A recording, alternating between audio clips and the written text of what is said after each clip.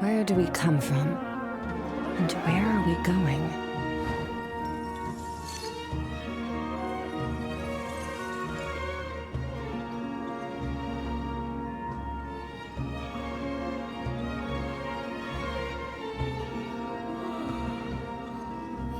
So, we're starting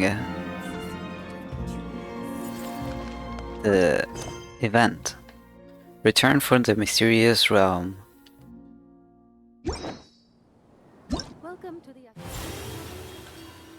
Returning once more to Sumeru, you reunite with old friends and set out to investigate a strange incident deep within the desert. Let's see. Whoa, you get a collay from this? Again? That Far-san? Yeah, it seems so. Okay. The abyss is like the world's shadow. Well, it's always there. Let's start. Huh. We haven't been back to the academia in a while. It hasn't changed much, has it? Nope. Well, since we've got some time, want to go to the house of Dana? Paimon wants to do some reading! Excuse me? Who are you and what have you done with Paimon? Ha! So you noticed! Well, you're too late. The Paimon you know and love is no more. You're looking at Paimon Plus, a new and improved treasure trove of travel know-how. Paimon Plus would like to find some new books to peruse. A gracious traveler like yourself wouldn't leave her companionless on her quest, right? I'm kind of afraid to see what would happen if I refused. You've got me there, let's go. Come on, this way!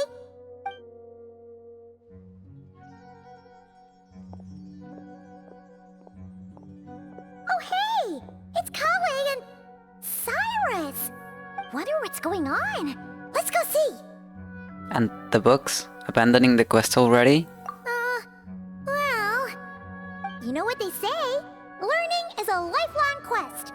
Which means there's always another chance to read a book. But you never know when the next chance to reunite with an old friend will come along. Sure, whatever you say.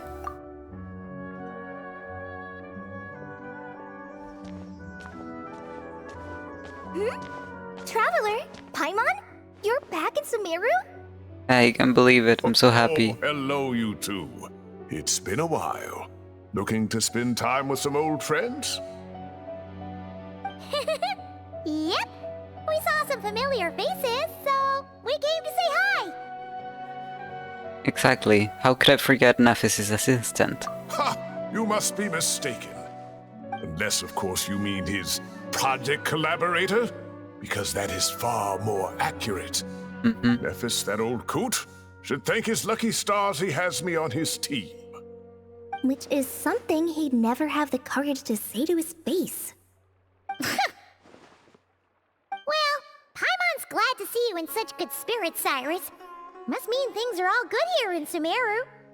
Apologies, Sir Cyrus. I couldn't help making a joke at your expense. Ah, well, it's quite all right. I'm not the type to take offense at that kind of thing. You definitely are. Anyway, what were you and Kale chatting about just now? Ah, that. Well, it was quite a spontaneous meeting. I was leaving the sage's office when I spotted Kole in conversation with a Mahamata, and it looked serious. I thought something bad might have happened, so I hurried over as soon as the conversation ended. But as it turns out, our Kole is moving up in the world. The academia even hired her as a consultant. Wow! That's incredible! Let's freaking go. Oh, it's nothing, really. What do you mean? That's so humble. Takes after me, she does. Sure. Not at all. Not at all. No, wait. I didn't mean that to sound like I don't think you're humble, Mr. Cyrus, because of course you are. I just, Uh-oh. Kolei's so nervous she's sweating. I should help her out. Anyway, what are you a consultant for exactly? Oh, well, I wouldn't even call myself a consultant. I'm just helping out. Now that the new semester has started, a lot of students and scholars are doing fieldwork for their research. but it can be dangerous for those who don't have a lot of experience in the wild. So, the Academia is planning to establish an agency that provides guidance on outdoor survival and rescue for people who need it. Oh, Paimon gets it! So, you're here to explain rainforest survival as a representative of the forest rangers. Yeah, pretty much.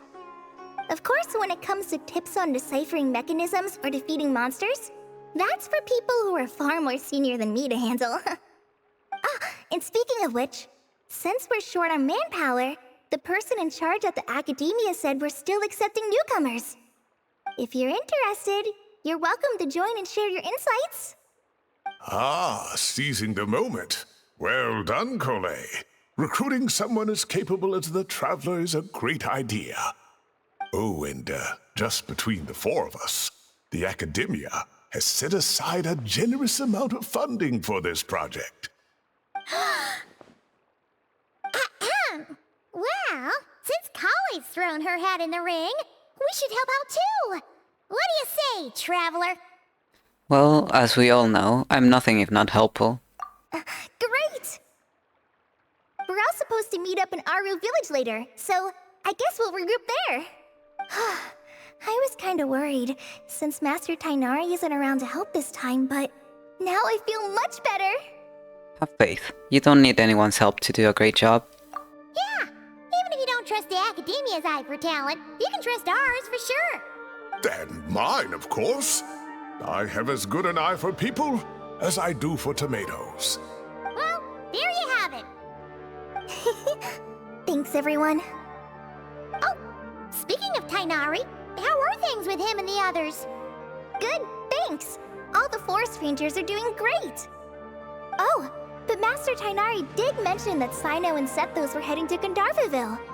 I'm not sure if it's for work or something else. Huh, knowing them, could just be to play some cards. I'm not sure. Apparently Sethos is bringing someone else with him too. But Sethos with is. my Academia commitment, I didn't have time to ask for more details. Huh. Well, now Paimon's curious. Should we go check things out, Traveler? Could it be Scaramouche? Could this be the tie-in for Scaramouche to go to Not Cry? That's interesting. Why not? It's been a while since we've dropped in to say hi. That's true, and I'm sure they've missed you. Now that is how it should be between friends. Getting together to play cards or enjoy a meal. Yet here I am, stuck with Nephis, who only ever calls to talk about research. Well, I won't delay your reunion any longer. Until next time. Goodbye, Mr. Cyrus. Take care. Bye. Alright, I should probably get going too. See you later, guys. Come find me in Aru Village when you're ready. Sure thing. Looking forward to seeing you shine, Kali.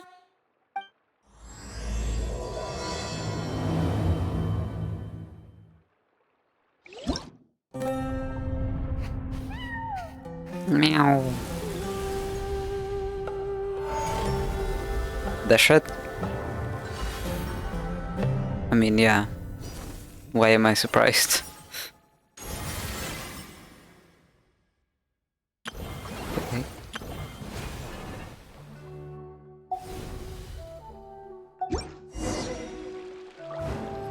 I can do those later. Let me follow this one for now, yeah.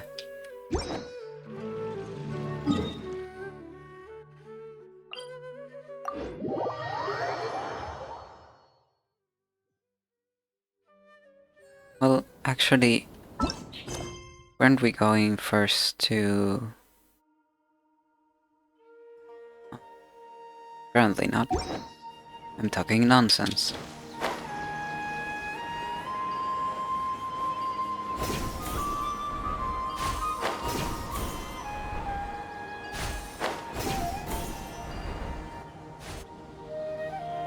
Tainari's place.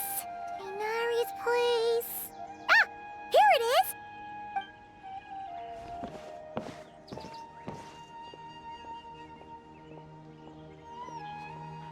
Sino? Sino! Sethos!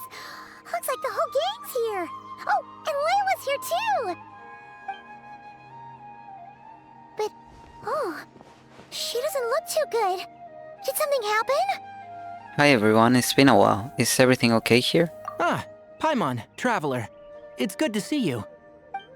I'd welcome you like a proper host, but I'm a bit busy at the moment. Apologies. No worries, this seems serious. No need to look that worried. My observations indicate Miss Layla's condition has improved quite a bit. There's no danger to her mind. She's just fatigued and needs some rest. Excuse me for a moment while I blend some calming incense. I'll let you two explain the situation. All right.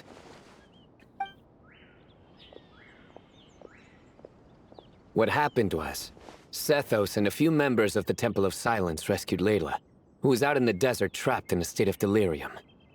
She had to be rescued? Oh, that sounds bad. That's all you're gonna say about it, Sino?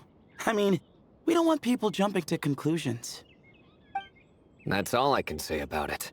The person involved is unable to explain what happened to her, so we're limited in what we know. Sorry. My head... still dizzy. The moons... Exactly how many are there? The moons? She's been repeating that phrase over and over again, but she can't seem to remember what happened to her. We tried a few things back at the Temple of Silence, but we couldn't recover her memories. Her symptoms are kind of similar to researchers in the Satyavada life state. So we brought her to Tainari to see if our veteran forest watcher had any other ideas. Tainari is pretty much our last option, so let's hope he can help. Well, the good news is, even if restoring her memory is a no-go, we can help with the headache at least. Jur was in a similar state when we found him, delirious and mumbling to himself, but he's more or less back to normal now. Sorry, I should give you some context first, huh? We should let Miss Layla get some rest. Come with me, you two, and I'll introduce you to the other victim of this incident. Good idea. I'll wait for Tainari here and keep an eye on our patient. All right then, this way.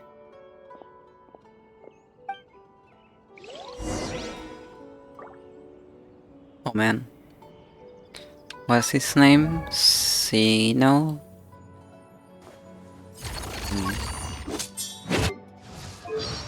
Sino, yeah. He sounds like his voice is tired. Like... it sounds like his throat is dry. I don't know how to explain it, but that distracted me a lot from the content of what he was saying, because my mind stuck on that for some reason. Who did the Ajalenok not offend? I just don't get it. Hey, Jur. Still musing about Aji Laynok nuts, huh? Want me to have Sino come over and tell some jokes? Might help distract you. No. No need. I'm done. I like jokes. I'm... Hoyoverse. You get a pass for writing this type of jokes for Sino, and Sino only.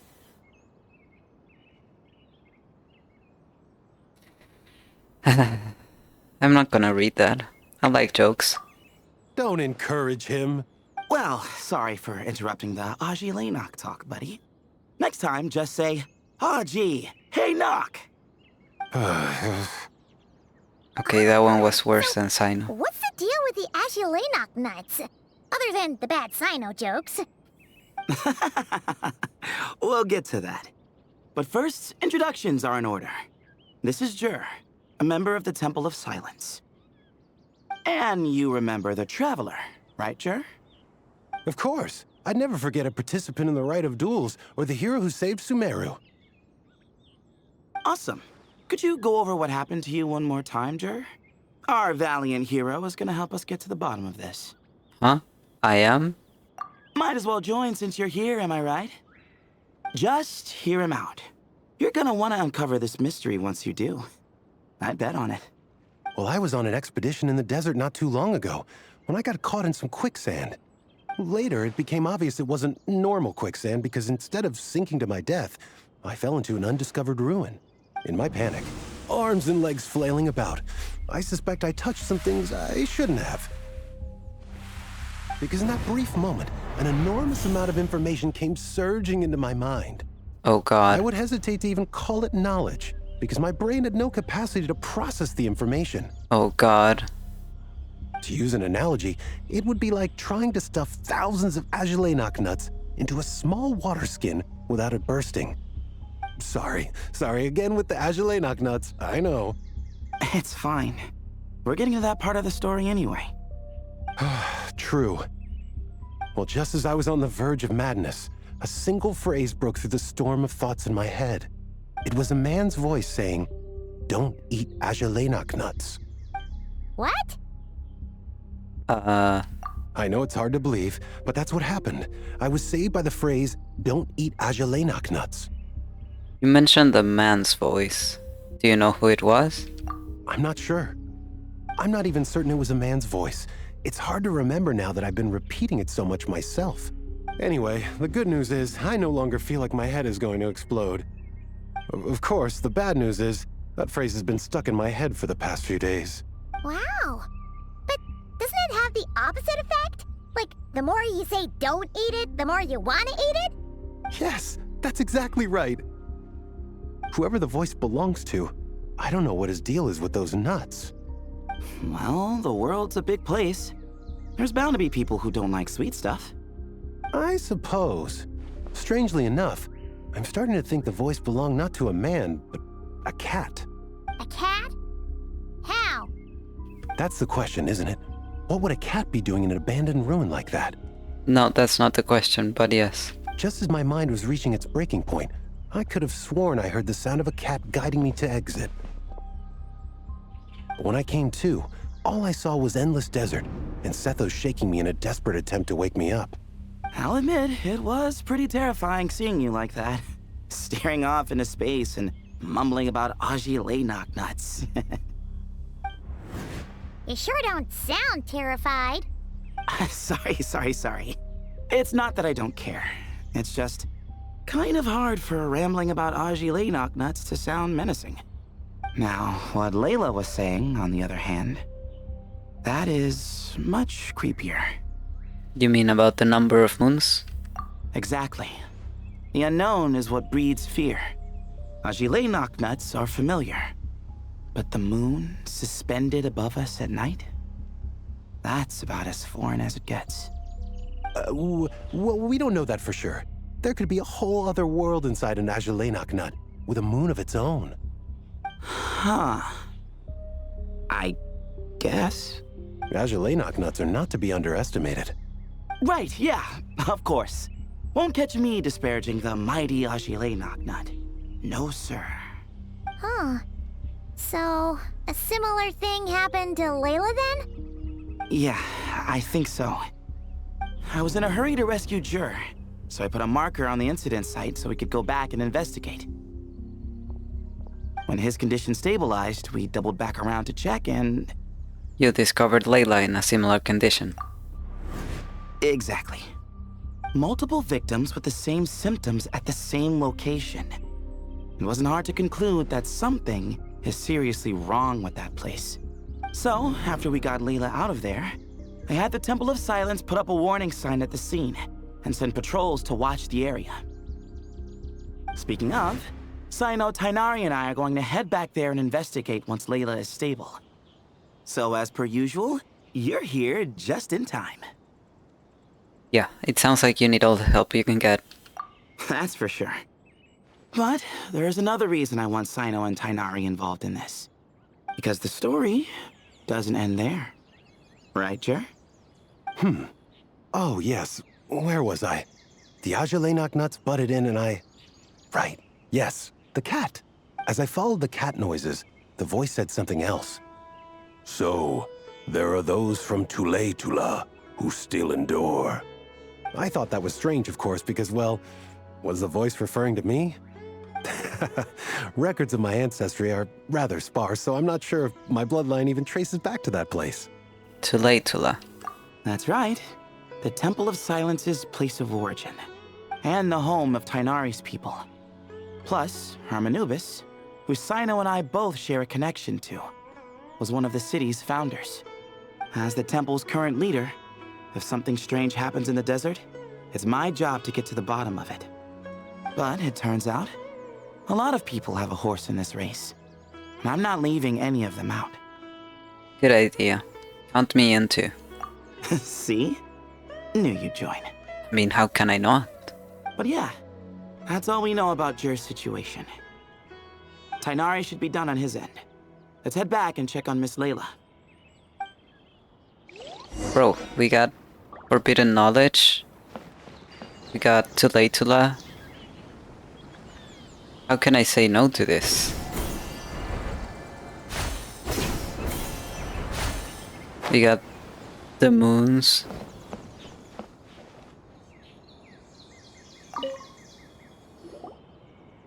How are you feeling? But don't speak if it's too taxing. It's fine. I'm much better now, thanks. I feel like I haven't slept in 2 days, so pretty much back to normal. Whoa. That's your normal? Layla. Traveler, Paimon, I thought I heard your voices earlier. Oh, and, I'm sorry. Huh? You don't have to apologize. You didn't do anything wrong. No, I just mean, I think I'm about to disappoint you. My head was kinda muddled earlier, but I still heard your conversation. I know you're trying to figure out what happened to me, and I want to help. But, I really don't remember anything. Does your head still hurt? No, I feel fine. The incense you made helped a lot. I'm still hearing those words in my head, but other than that, I'm okay. It's just, all I remember are those words. Everything else is a total blank. One moment I was heading to the stargazing point I'd calculated, and the next, I was on my back in the sand. The same phrase playing over and over again in my mind. How many moons are there in the sky? Sethos, did your friend Jur suffer from memory loss too? Not really.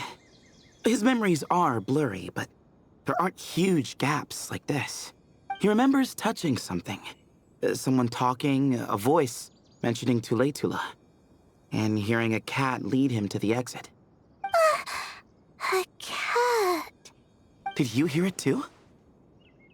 Huh?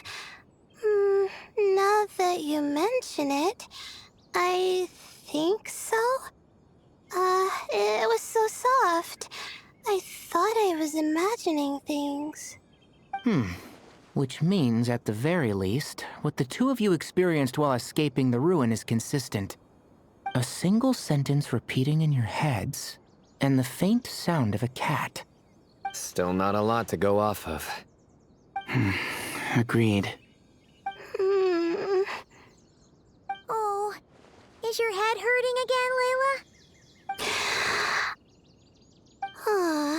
No, I was just thinking. Maybe my memories are blank because I was sleepwalking at the time. Sometimes, my friends and classmates tell me about things I don't remember doing, or places I don't remember going.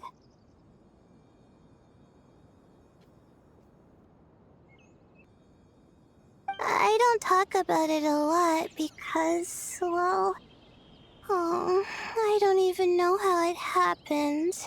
But I don't want my personal circumstances clouding your judgment. So I, just wanted to mention that. Ah, I see. Well, thank you for telling us. But I don't think we need to dwell on that for now. We're gonna check out the site of the incident for ourselves, so that should help us come to our own conclusions. I mean, it would be interesting to talk to the other Layla to see what she has to say, but I imagine they're going to save that for later. Maybe she knows too much. I'm with Tainari. Don't put too much pressure on. Don't put too much pressure on yourself, Layla. Okay. Then could I come too? Oh, I have to know what happened to me back there. Sure, but on one condition. You need to be in tip-top shape before we head out. If your condition isn't stable enough before then, we'll have to figure out something else. Of course. No problem. Well, I'm more concerned about Tainari. You sure you'll be alright in the desert? You say that like I'll evaporate on first contact with sand or something. I mean, is he wrong? Call it curiosity. If this concerns my ancestors, I want to figure out what's going on. Anyway, as long as I take things slow when the sun's out, I should be fine with the right preparation. Besides, it's a good idea to have a doctor on hand in case of emergencies. So long as our doctor doesn't become the emergency. Well, if that happens, I suppose I'll just have to rely on the kindness of my entourage to haul me back home. All right, well, that all sounds good to me. Let's meet in 2 days like we agreed. Setos finds a map and marks a location for you. Jer and I are gonna head back to the Temple of Silence to do some research in the meantime. See you in a couple days. Sounds good. Damn, you're gonna be trekking for a while, man. It's already night. What about you, Layla? If you feel like you need more rest, I can arrange a room for you to stay in. No need. I've asked enough of you as it is. Besides, I feel a lot better. I should make it back to my dorm, no problem. You sure? Don't push it too hard, or you might end up sleepwalking along the way. Don't worry, I'll be fine. I have other things I need to do anyway. Like letting my advisor and classmates know that I'm fine, adjusting my stargazing schedule, things like that. If I don't get it all done, I doubt I'll be able to sit still, let alone stay here and get some rest. I'm not so sure that's... You know what? I'll make sure she gets back. Ah, a much better idea. Thank you, Traveler. Of course, if anything starts to feel off, come back for a checkup right away. You'd better listen to him, Layla, or he'll feed you tasteless slop as a punishment. Punishment? You're the one who caught a cold. You're supposed to eat light when that happens. Besides, with your nose stuffed up like that, you couldn't taste anything to begin with. Huh. Is that so? And here I thought it was an in-taste-to-know issue.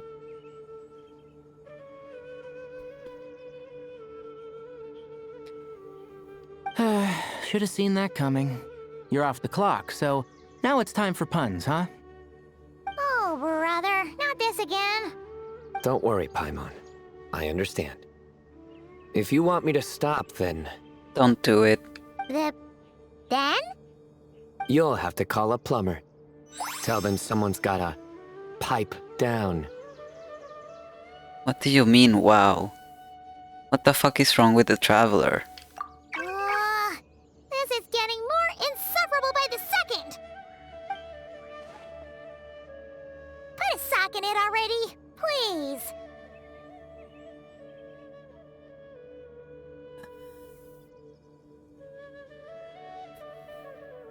What?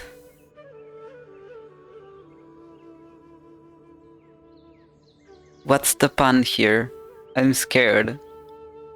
Why sock in? Got it, Paimon. One suck in coming right up.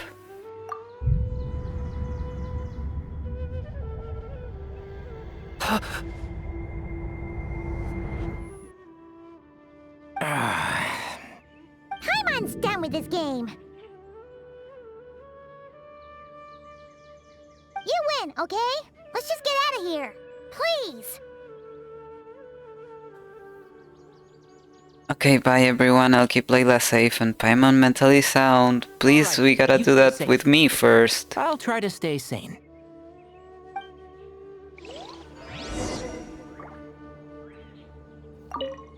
It Against seems my your better jokes have judgment. improved with practice, Traveler. Happy about that? Absolutely. Finally. Someone to share the load. Ah, you know what?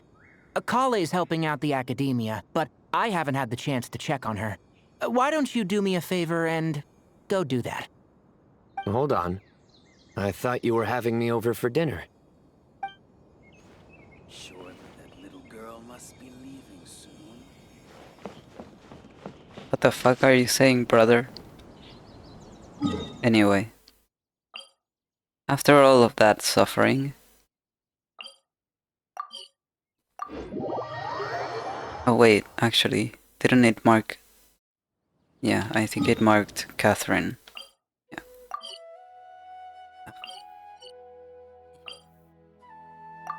No!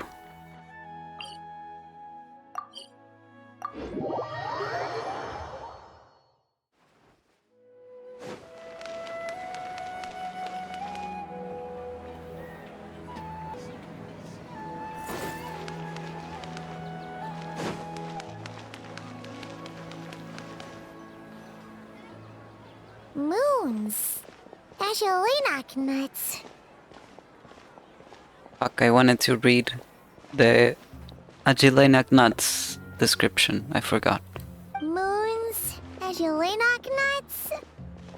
Are the moons going nuts? Paimon, please, enough repeating. You're putting me to sleep over here. Oh no! Looks like Paimon's caught the brain bug too! She can't stop thinking about those two things! Oh, Paimon's gotta clear her head. But how? Aha! Got it! The cafe over there! Why don't we head over for a quick pick-me-up? Something's up with Layla. Sorry. I feel kinda tired all of a sudden. Wait! Is it because of all Paimon's muttering just now? Oh, sorry. The coffee will be Paimon's treat, okay? So generous all of a sudden. Hey! You make it sound like Paimon's stingy or something! Huh. Well, she'll just have to show you her true colors. Yeah! Starting now! You sit tight and take care of Layla, Traveler. Paimon's gonna get us some snacks and coffee. Be right back. Don't go anywhere in the meantime.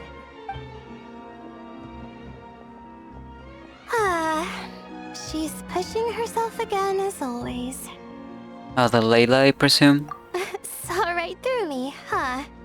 I apologize for the sudden emergence, but I didn't have any other options. It's fine. As far as I'm concerned, you're Layla as well. Well, that's true. So, for our sake and your safety, allow me to fill in the gaps in her memory. I knew it. You were in control when it happened. That's right. Layla was already in bad shape, stressing about her new study topic, focusing on the stars instead of her surroundings. By the time she realized the danger she was in, it was too late.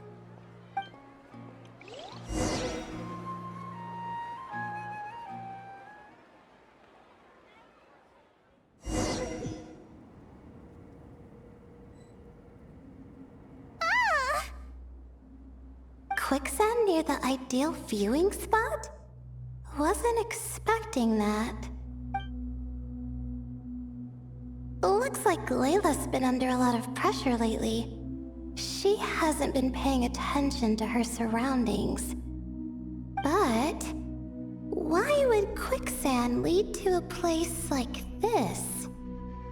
Well, all in all, looks like a common desert ruin. Guess there's nothing to do but try to find a way out. Oh, Layla, what have you gotten yourself into this time?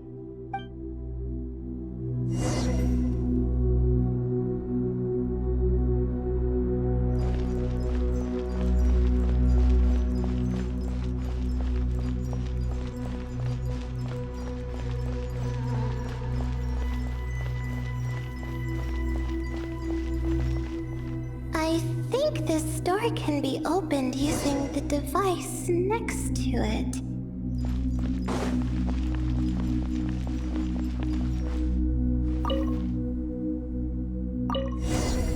Just like I thought. Ugh, what was that? My head. It hurts. Is Layla waking up? No, that's not it.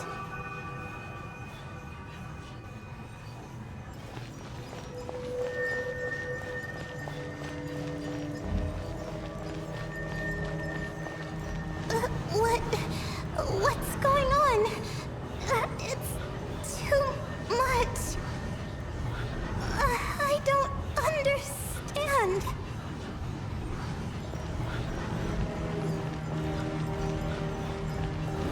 The ground is...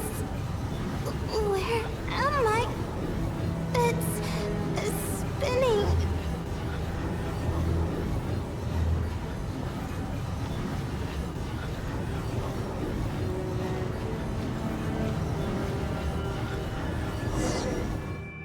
Bro.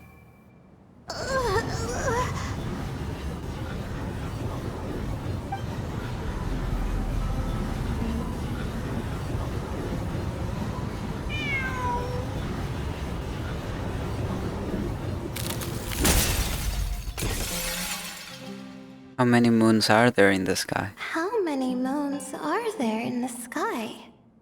How many moons are there in the sky? Okay, information isn't rushing into my brain anymore. That's good. How many moons are there in the sky? My head hurts, but there are no more dark spots in my vision, and I can see in front of me. Still, how many moons are there in the sky? What's going on? The same thought keeps popping into my head. What does it mean? How many moons are there in the sky? Isn't there just one? A cat? I think there was one earlier, too. I'm not hearing things. It really is a cat. But what is it doing here? How many moons are there? No! Stop it! Does it want me to follow its cries? Well, it's not like I've got other options. Come on, Layla. You can do this.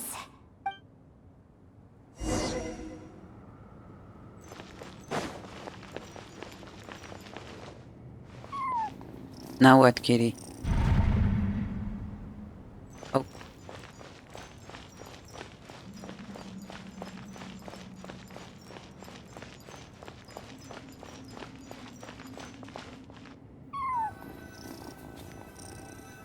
My God, the purring.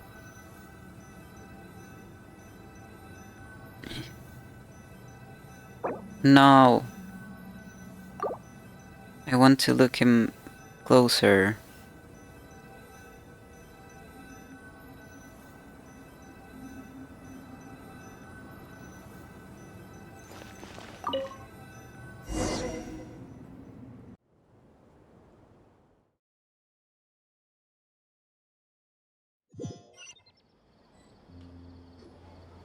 And so, I followed the cat's cries to find my way out.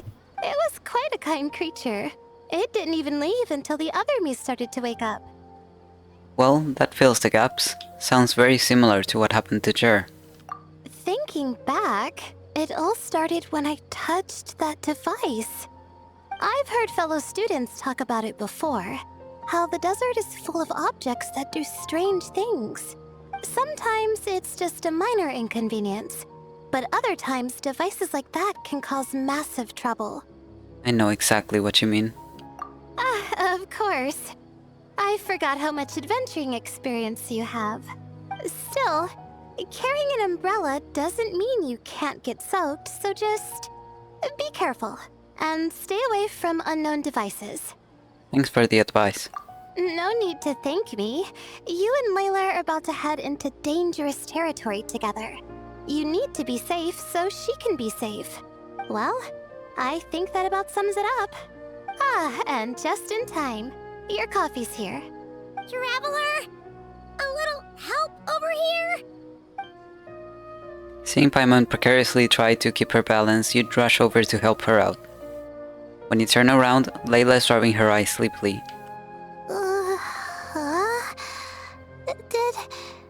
Did I fall asleep? Just for a moment, Paimon's an excellent hypnotist, puts people right to sleep. Wow! Paimon didn't even know she had such an impressive skill! Ha!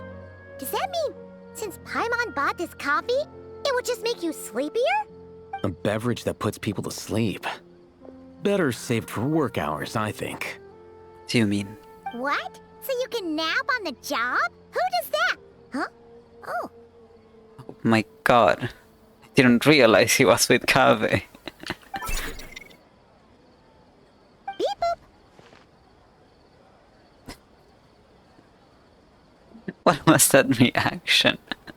Beep boop. Oops. Oh, hey them. Kave. Nice to see you. Boyfriends. Oh, and you too, Marak. Son. Hello everyone. This is turning into quite the gathering. Sorry.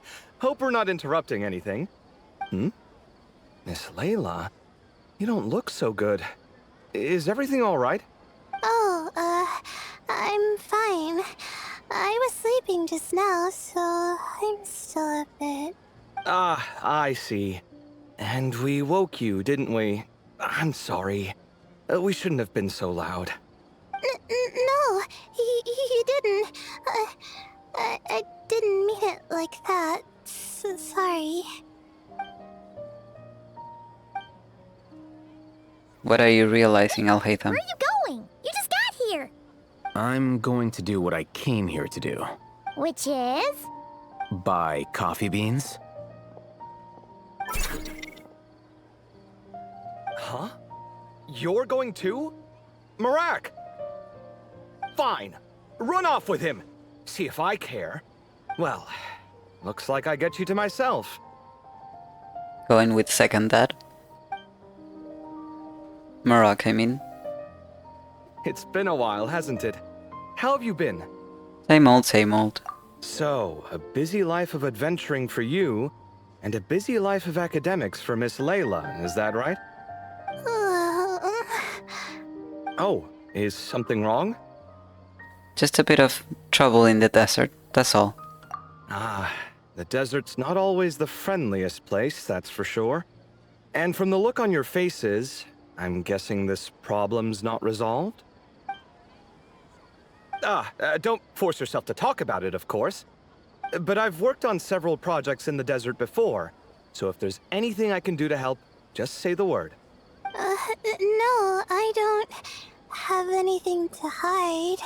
It's just complicated, so explaining might take time. Ah, well, lucky for us, I've got that in spades. Yes, you have been quite sedentary recently. Excuse me? I've been going about work as normal, thank you. And, might I add, you do way less work than me. I do the amount of work that is required of me. Ah, yes. You and your stellar work ethic. The stuff of legends. Oh, now look what you've done. I've lost my train of thought. Where were we? The problem in the desert. Wait, you were listening earlier? Oh, we're giving the silent treatment now? Mature, very mature. Continue, Miss Layla. I'm curious as to how this incident unfolded. What did I tell you? This one doesn't have enough to do. Alright. Well, You explain what happened. Of course, you leave out the part about the other Layla. Hearing the word quicksand, Kabe begins to look troubled. Could you still use some extra hands on this investigation team of yours? Well, yeah, his father died in quicksand. huh? You want to join, Mr. Kave? That's right. I think my experience studying desert mausoleums could be of some use here. Al-Haytham's expertise in ancient languages could be helpful too. Besides, I consider you all to be my friends, and friends are supposed to help each other out. Wait, I'm involved in this now? Oh, please, I know you. Half the battle was over the minute you said you were curious. We couldn't stop you from joining if we tried. Well, you've got me there. Besides, this suitcase of yours has been jumping at the chance to volunteer for a while now. I imagine You imagine? mechanical life forms might also feel homesick from time to time. Huh. Now that you mention it, Marak's core was a component sourced from the desert. That could prove useful. You're sure you want to come with us? It could be dangerous. Oh, I'm sure. All the more reason to recruit as much help as possible. It's important to count on friends at times like these. We appreciate the help. Our pleasure. It's a plan, then. You give Kabe and Al-Haytham the directions Sethos provided. You all chat for a while longer and Layla's spirits are lifted. All right, we'll head back to our place to get ready. This one hasn't been on a trip in a while. Chances are, he doesn't even remember how to pack a suitcase. I'm not worried. It'll get done. Somehow. Would it kill you to help every once in a while? I do help. It's called moral support. Oh, of course. And I am ever so grateful. Goodbye, you three. We'll see you soon. God, they're so married. So painful. And Kave, your coffee beans. You were too busy glaring at Al-Haytham, you almost forgot them. Well, we're pretty close to the academia now. I should be fine from here. Thanks for the coffee, Paimon. I feel much better now. Coffee's great and all, but you need to sleep too, Layla. Right. I'll follow the doctor's orders. Or try to, at least. With the blessing of the stars, I hope we all get a good night's sleep.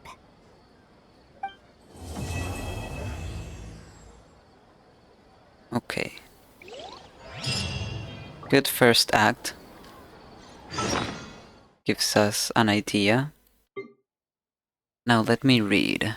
Where are they? Don't even remember what they look like. These ones.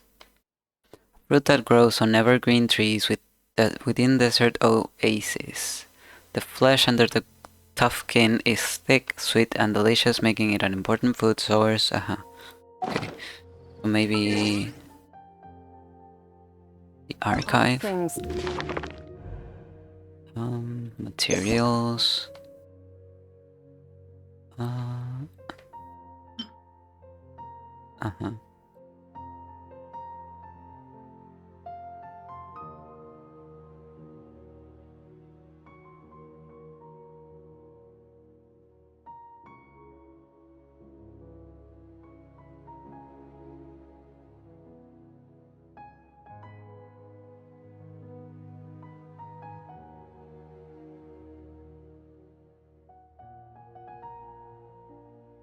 Legend has it that the candied achilenag nuts served as the first appetizer at the nightly banquets held by the Lord of the Blazing Sun.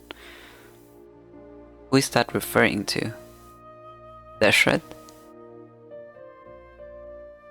Lord of the Blazing Sun sounds so much like Shivalanke. But this is Sumeru, so that wouldn't make much sense.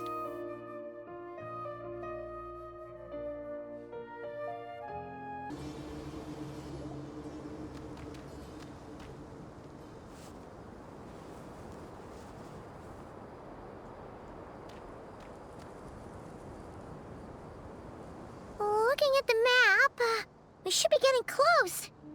Speaking of which, the closer we get, the more Paimon's heart feels like it's beating out of her chest. Must be jitters of excitement. Excitement! Yeah, sure, that's it.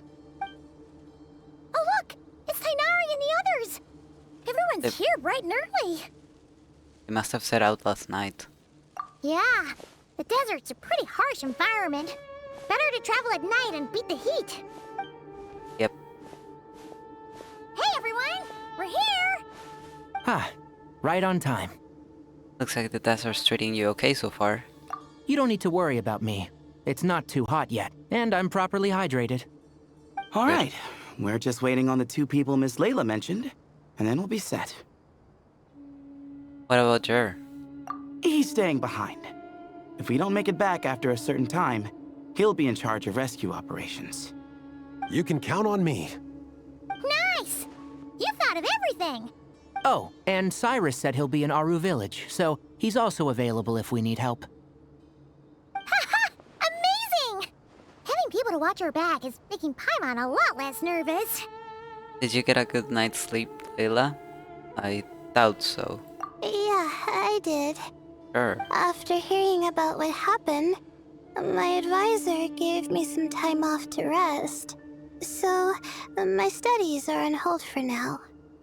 Then, does your advisor know you're back in the desert to investigate? Yes, but I was only allowed to come after I mentioned that General Mahamatra would be there too. Haha! Quite the reputation you've got there, Sino. Something wrong? You haven't said a word this whole time. Are you in a bad mood or something? No. Being skilled with words also means being a good listener. I'm just reflecting on what you're saying. Oh, Hatham! Kaveh! Ha! Over here! Darn it. I was just setting up a brilliant... Yeah. I'm sure you'll find another chance. The important thing is, our scribe and our renowned architect are here at last. High praise. But wait, why am I renowned and not him? He's just as famous as Sino, Dia, or Nilu. That just means your level of fame is even greater. How could a lowly scribe hold a candle to you? Lowly scribe? Please. All those strings you pulled to get those new books from the House of Dana? What do you call that? Borrowing. Anyone with an employee ID can do it. Uh-huh, yeah. The House of Dana bends over backwards for just anyone, does it? Send a report to Lesser Lord Kusanali then. Let her know someone at the Academia is abusing their position. Hey! I never said abusing! Impressive verbal sparring, as always. Are they not embarrassed that everywhere they go, Hello to you too, Marak. we get to Looks like your assistant is look at them. raring to go, Kaveh. argue?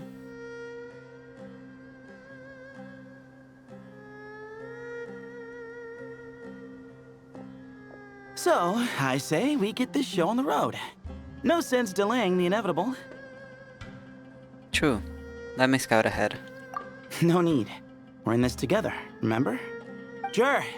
This is the entrance, yeah? Yes. Perfect. Then, if we're all set, let's get moving.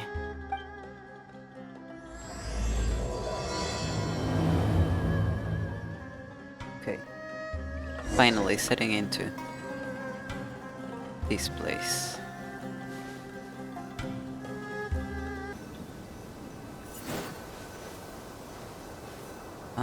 Let's check first. Danger, quicksand, keep away.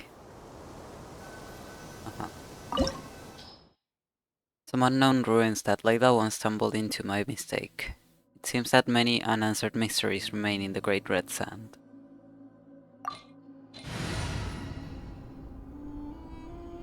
Click through and then... okay. Oh right, I forgot! Nahida! Can read their minds! I'll start doing it from now on.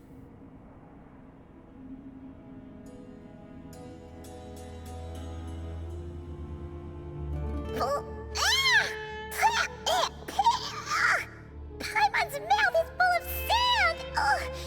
So that's what falling into quicksand feels like? If this was quicksand, we would have struggled to breathe. No.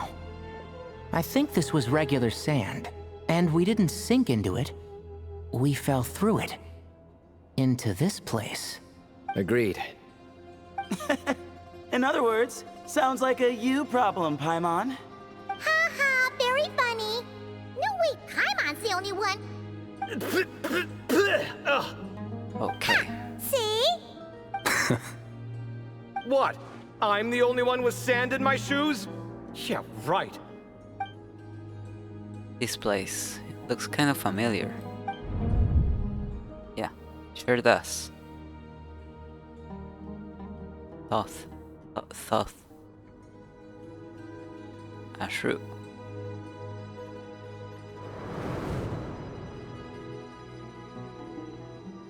Well, looks like everyone made it here unscathed. Let's keep going.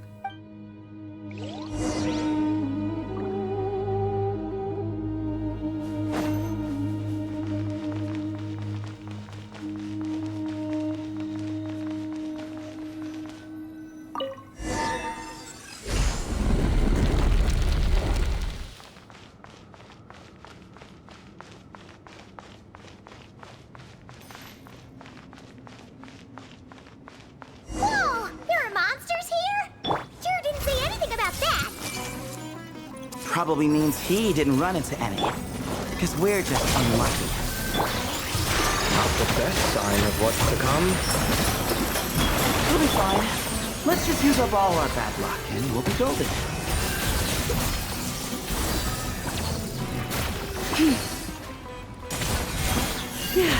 For the everlasting quest.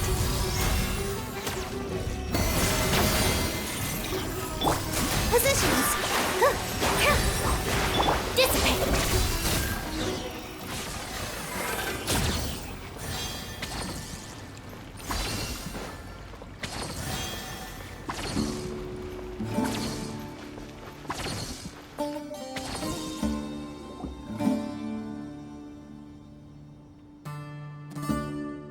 According to the other Layla, there should be a door nearby with a strange device in front of it.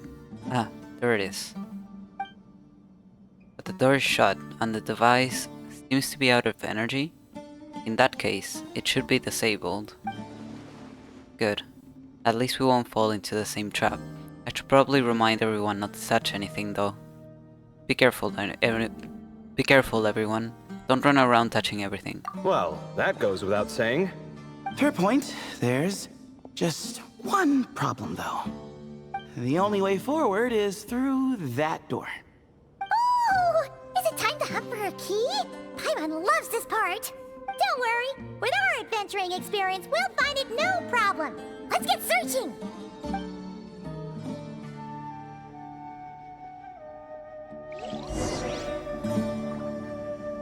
Marak, wait!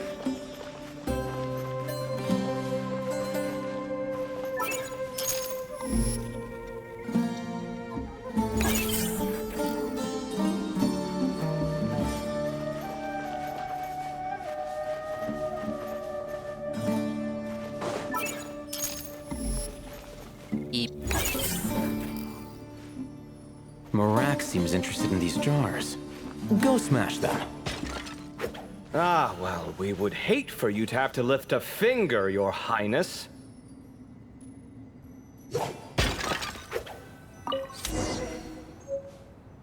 Way opening key.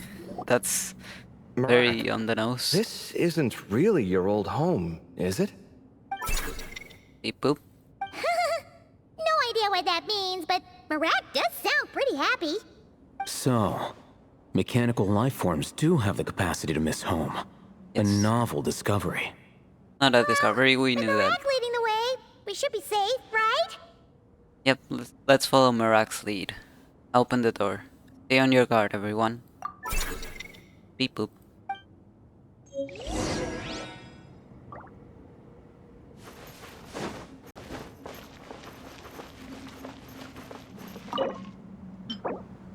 Key discovered with Marak's help. Nice having a quiet yet considerate assistant by your side. Burned Paimon. Good thing you decided to join, Kaveh. Otherwise, our investigation would have ended at that door. It was nothing that I did. You should thank Marak instead. Hold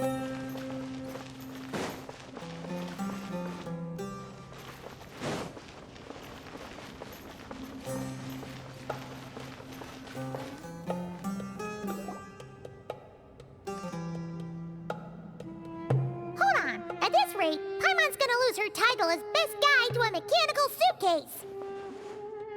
Don't worry, Paimon. Even at your most useless, you're stuck with me. Aw, thanks. Hey, wait. What do you mean, useless? Well, no weird mental symptoms so far. I'll take that as a win. That said...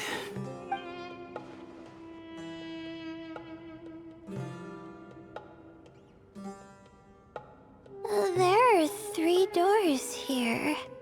So, we split up. Divide and conquer. Otherwise, this whole thing is in ruins.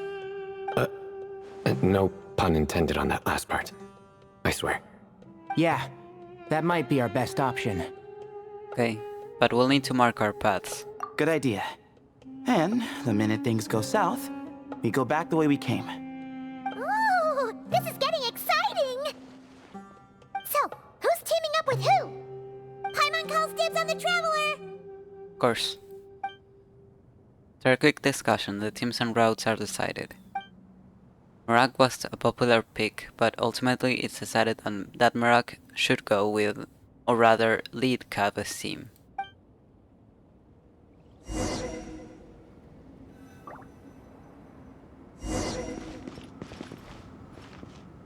Huh. This takes me back. Last time we were in the desert together, the 2 of you came all the way out here to gang up on me. Oh? Sounds like someone's holding a grudge. Just what I like to hear. If you're still hung up on that last one, just name the time and place, and we'll have ourselves another thrilling... duel. Huh. What's with the awkward pause? Were you expecting me to stop you from saying something stupid? You two can have 1,000 duels for all I care, after we're done here. For now, focus on the task at hand. Damn.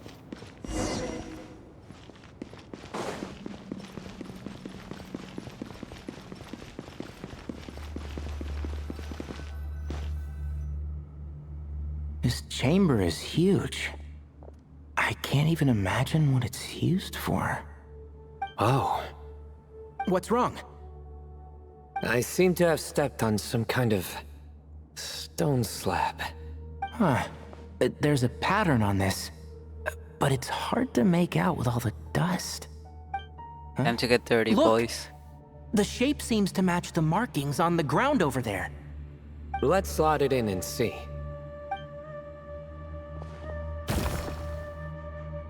And we have a match. Looks like we need to find the other 3 broken slabs. Let's search the area, but be careful where you step.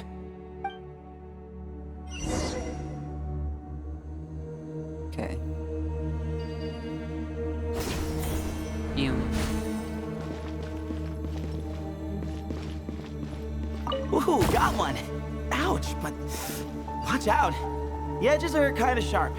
How can they be sharp? They're so thick. Oh. Yeah.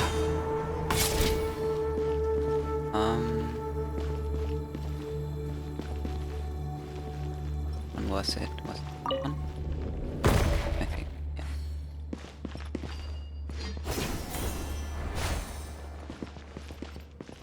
Got the third piece.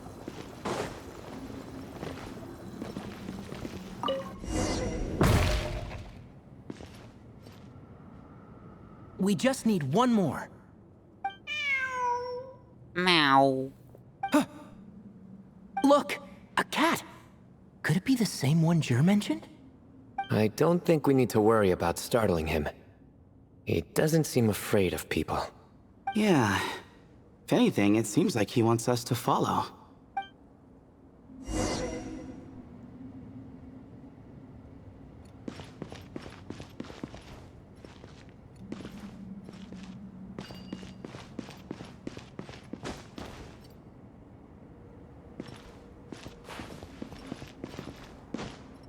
Oh.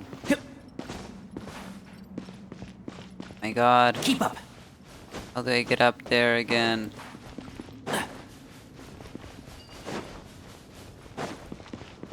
Oh.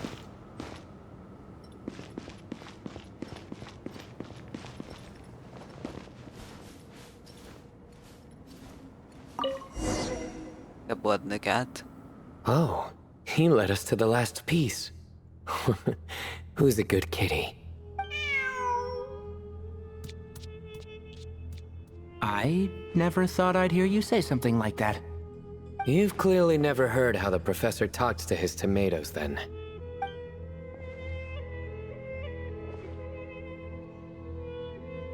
Alright, well, that's that. Now, we need to figure out how to get rid of all this dust. Behold, the great Vayu Viastra. Be honest. You've been waiting to say that for... how long now? Just activate the mechanism.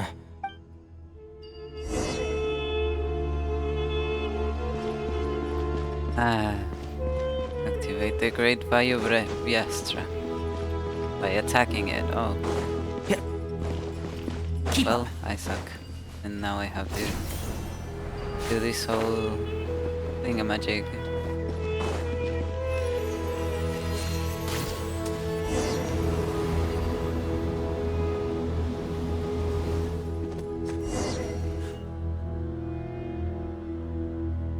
Huh. It worked. It's a picture of... 3 Hermanubises? That can't be right. The ears aren't vertical. Oh, true. And the looks fall short. My hat is much better looking.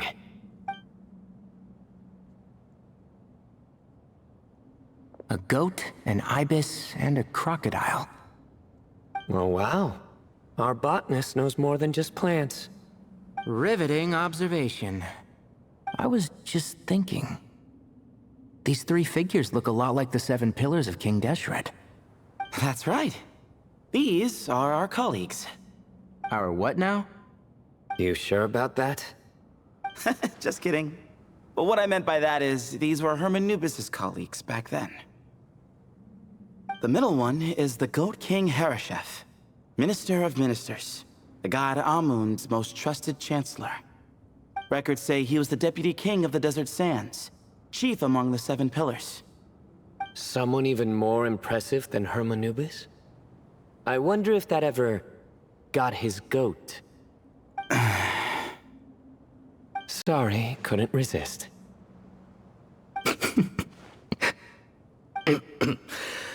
Okay, that was a good one.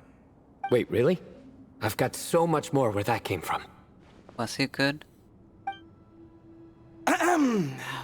Where were we?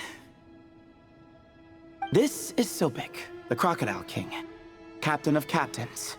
As the name suggests, he was a valiant commander and had dominion over all weapons of war. And finally, this is the Ibis King Thoth, scribe of scribes. Your memory's pretty impressive. I bet you're almost as good as me at memorizing cards. A scribe? Did he manage archives then? Like Alhaitham? Wait, that's all Alhaitham does? I never knew being an academia scribe was such a cushy job. Well, that's how his friend put it, anyway. But it does seem like he has a lot of free time. Well, I don't know much about the academia, but I'm sure the Ibis King had more responsibilities than that. The temple's records say he represented the wisest aspects of King Deshret, inventing the desert script and arcane arts at his king's command. He must have been quite the impressive man then. Or creature, depending on how you look at it. Still, why are these three the only ones represented here? What about the other pillars of King Deshret? Maybe because the three of them were extra close? Huh. Kinda like us. Oh yeah! Maybe we should have someone inscribe us on a commemorative stone slab too. Or we could just take a picture. It would serve the same purpose. Anyway, no more distractions. Huh. Doesn't it look like there's writing carved into the corner? Huh. There is. And it's in the ancient desert script too. Looks like the Ibis King left you some homework. Give me a sec. I'll try and translate it. The ministers are unvirtuous. The scribes unwise. The captains unworthy. My end is not humanity's end. Hereby bestow upon you all the far side of eternity. Wait, so they went to Aru? It doesn't sound like it was their idea. The far side of eternity is said to be the final land of dreams for all desert dwellers. But if such a place did exist, wouldn't it also be an inescapable prison? Yes, and based on the writing here, it's clear King Deshret wasn't pleased with these three. This gift he bestowed upon them seems more like a punishment. Such is the power of a king, I suppose. Which means the goat's the one who got in the end. Huh. Yep, not as good the second time. What? Impossible. Well, looks like that's all we can learn here. Should we keep going? Yes, no time to waste. Bro, we have 2 academia graduates. And then someone from the desert who never stepped foot in the academia. And he's schooling these 2. I love Sethos. He's great.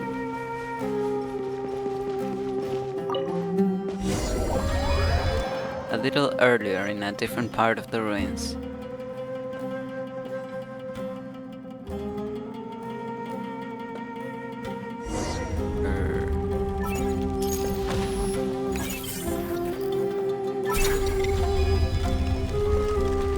Okay. Jeez, who knew a suitcase could be so fast? Marak is nothing like this when it comes to housework. Hey, wait up! A scout's job is to take the lead. Just let Marak figure it out. Easy for you to say. I'll be the one doing the repairs if something happens. Why don't you go scout ahead then? When I think of a comeback, I'll let you know. Oh, Marak stopped. What is it? Found something? Looks like something covered in sand. Let's get it out then. Come on.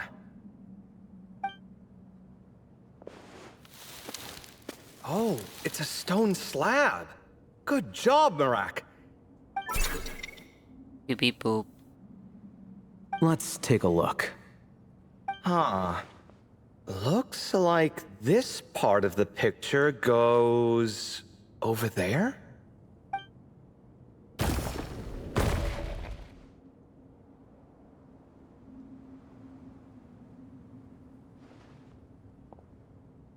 In that case, there must be other pieces. All right, and let's look around. Hey! Why are you sitting down? I thought Marak was helping. Oh, so you do know what that word means. Great. Are we supposed to just sit back while Marak does all the work? No, I doubt you could do that. Exactly. But I can. You... Yep. I...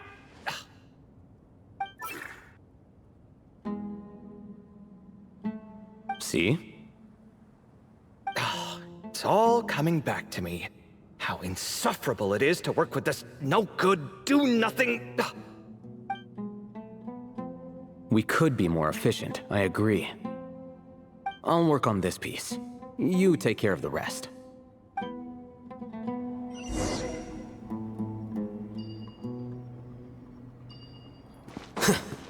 Wow.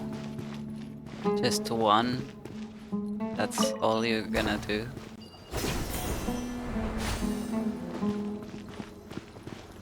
Found one!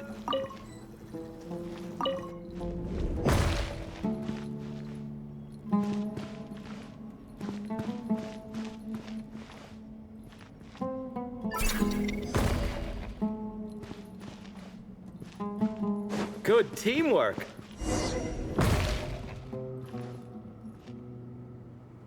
Looks like we found them all. The pieces fit together like a glove. But we can't see what's on them. Turn around. Huh? Look. Oh, I've seen this before. It can create strong winds. Just what we need to clean off the slab. Come on, let's... Hey! Don't worry about me. If I sit here, I won't be in the way. Oh, you don't want to be in the way? Then sit right in front, so the device can blow you straight back to Sumeru City.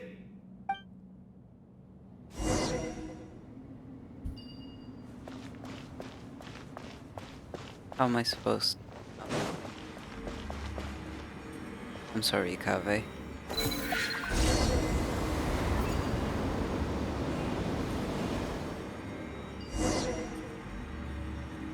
Oh, he didn't get pushed. Good. Done. Huh. That's one big cat. And there's a shattered crown. I think it's depicting some kind of story. Look, there's writing too. The Ibis King answered the young noble, granting him the wisdom he sought. But the fragile crown was shattered by lies in the end. Here I leave the name, Gudar's. Gudar's? I've seen that name in a history book before. He was a young noble who sought to save his realm, and a king who once united the desert. That's right. Although his methods were rather shameful. During his long reign, he betrayed his family and the nobles who supported him, only realizing the error of his ways after his enemies left him nowhere to turn. But by then, it was too late. Seems like a common occurrence across history. Different people, same mistakes. It's an inevitable pattern, destined to repeat itself.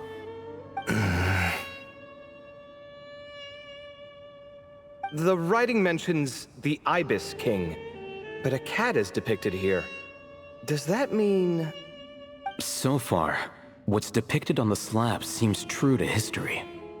In which case, this cat is either a proxy for the Ibis King or a manifestation of said king himself. Exaggeration is a common method ancient records use to highlight a being of higher status. And as we know, Layla and Jur both heard the sound of a cat while escaping the ruin. You're saying the Ibis King, one of the legendary 7 pillars of King Deshret, is here, still helping those in need? I'm saying we can't rule it out.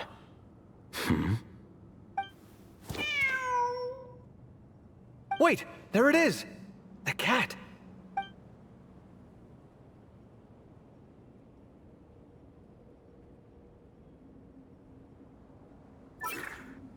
Beep boop.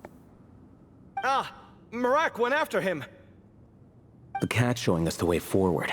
Come, let's follow. Okay.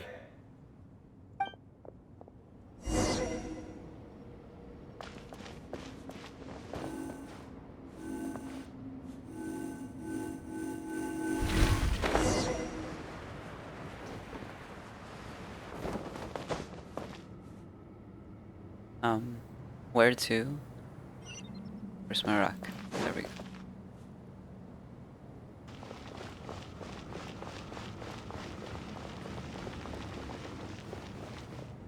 Huh.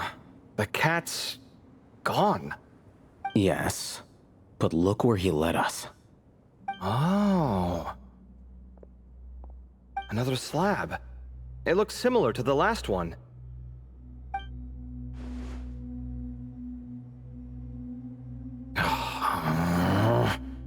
Oh, by all means, take your sweet time. Wouldn't want you to overexert yourself.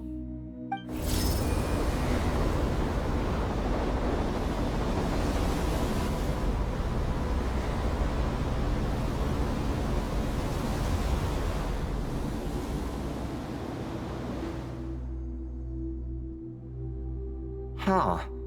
The scene depicted here seems to be a different tale. The Ibis King answered the Jinn-blooded dancing girl, granting her the wisdom she sought. But enemies plotted to kill her close kin. Snake venom was her self-chosen end. Here I leave the name, Makaira. The Temptress of Woe? You've heard of her? Of course. I don't just sit around doodling all day. She's mentioned in tons of papers about the desert. As I recall, she was given as a gift to the tyrant king of Gurabad, and later seized the opportunity to kill him.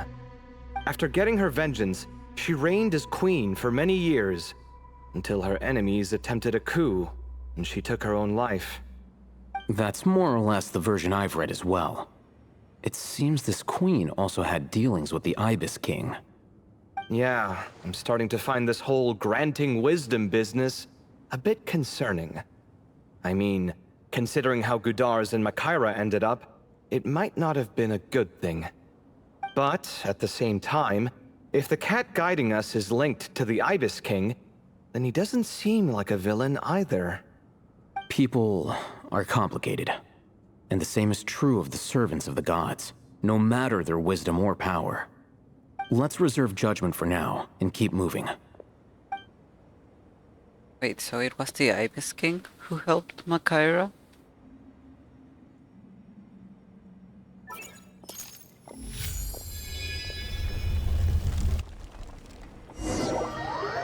A little earlier in a different part of the ruins.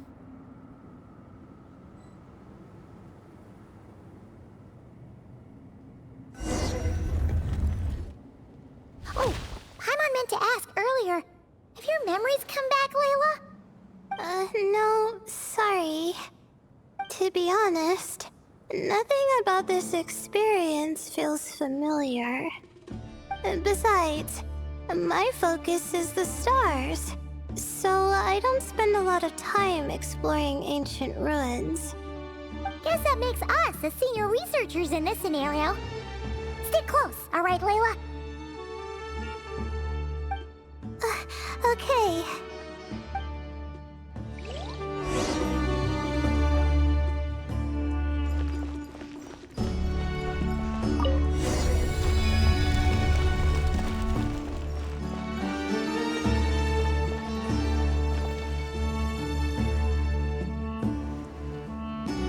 Wow, what a tall ceiling.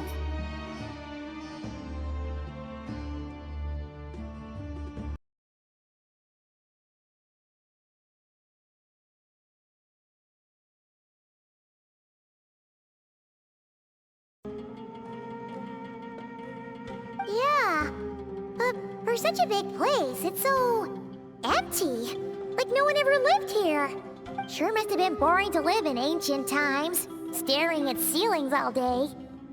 Now that you mention it, I've heard some people used to draw star maps on their vaulted ceilings. Some might even make them transparent to better observe the movement of the stars. It sounds so nice. Stargazing from the comfort of your own home. Wait a second. I think I see something up there. Go check it out for us, Paimon. Huh? How is Paimon supposed to do that? Oh, right. Flying. Duh. Alright. Sit tight, everyone. Adventurer Paimon will be right back.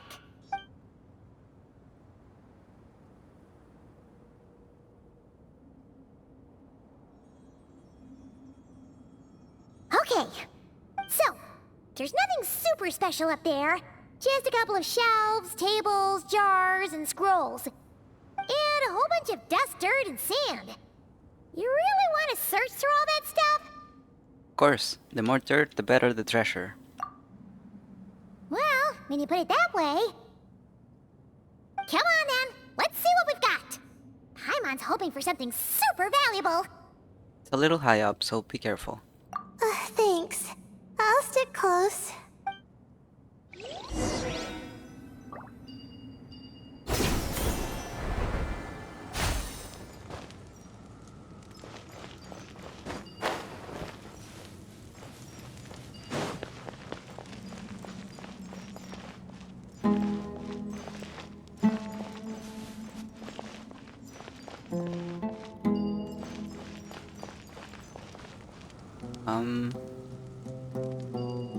What do you want me to look at?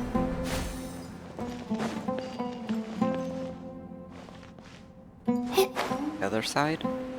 Then why did you show that side? Ragged notes.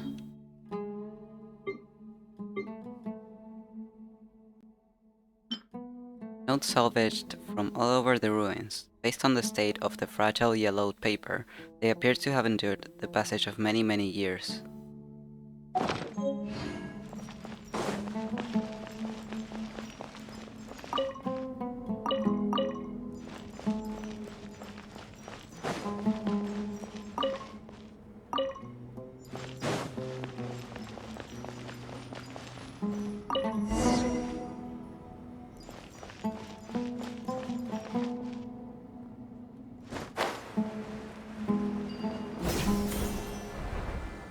Now you want me to investigate this side?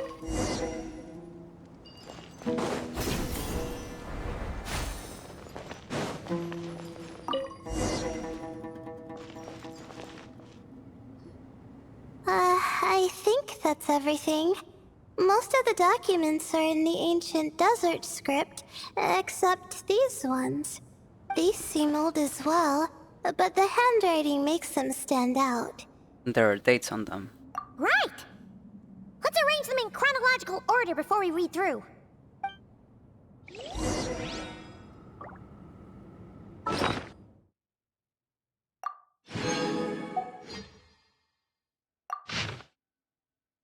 Order notes. As luck would have it, a previously unrecorded ruin came upon me by chance. This is proof positive that my efforts to overcome the relentless obstructions of the Mahamata have all been worth it. The Academia's aversion to the desert has grown to the comedic proportions. The unknown is our playground while Akasha shackles us. And those who hide behind shackles, what is it exactly that they fear? I won't be leaving this place anytime soon. I've discovered a number of sites worth exploring, and it would be remiss of me not to seize this opportunity. It won't be easy to tell day from night, since I'm cut off from the outside world. If I'm to avoid losing myself in the unknown, I must not forget to mark the passage of time. Recorded on the morning of the 10th of May, that senior scholar fell and hurt himself, typical of someone from the Rataohist, always gazing skyward and never at their feet. I'm guessing the obscuring cell must have been one of King Defritz's prized creations, judging by how many of them there are around here. Thankfully, the injury was limited to a few scrapes and a mild dislocation. After I popped the bone back into place, I had him lie down and rest. This whole thing will set us back a while, but perhaps that's not just such a bad thing. For those like him who lack the skills, doing nothing might be the best contribution they can make, damn brother. As I was treating him, he brought up that tired old topic, asking me to join the Darshan. Once more, I firmly refused. Mediocre students find safety in confining themselves to a single field, but what good would that do to me? It's only been a few days, but I've already made significant progress. There are numerous writings here about the 7 pillars, each one captivating and exciting in its depth and detail. Now that the senior is no longer holding me back, I can finally work at a faster pace. Recorded on the morning of the 13th of May. The appearance of that Ibis King was a pleasant surprise, though not as pleasant as one might expect. He's a skilled storyteller, but he loses steam once it's clear his listeners aren't fooled. That said, there are elements of his tales worth investigating and verifying. Although he did point out the exit route, in his current state he can't really intervene, and I can't tell he's putting on a front and isn't all that friendly toward me. But that's typical of people who care about their status. Since I need a bit more time, given how big this place is, I suppose we'll have to put up with each other a little while longer. Besides, isn't mutual dislike a positive emotion in those who can't get along? In addition, saving that senior was definitely the correct decision. Oh, I nearly forgot. Recorded at noon on the 16th of May. My supplies have run out. Unless I wish to die here, I will have to leave this place. But I still refuse to accept anything from Thoth. People like him will only talk benefits and never mention the cost, are a dime a dozen at the Grand Bazaar. Of course, for anyone after me who falls for the temptations he offers, remember this at least. Do not trust the Ibis King. Recorded on the final day, Sandik. Damn, it was the doctor all along. No wonder he's so much of a bitch.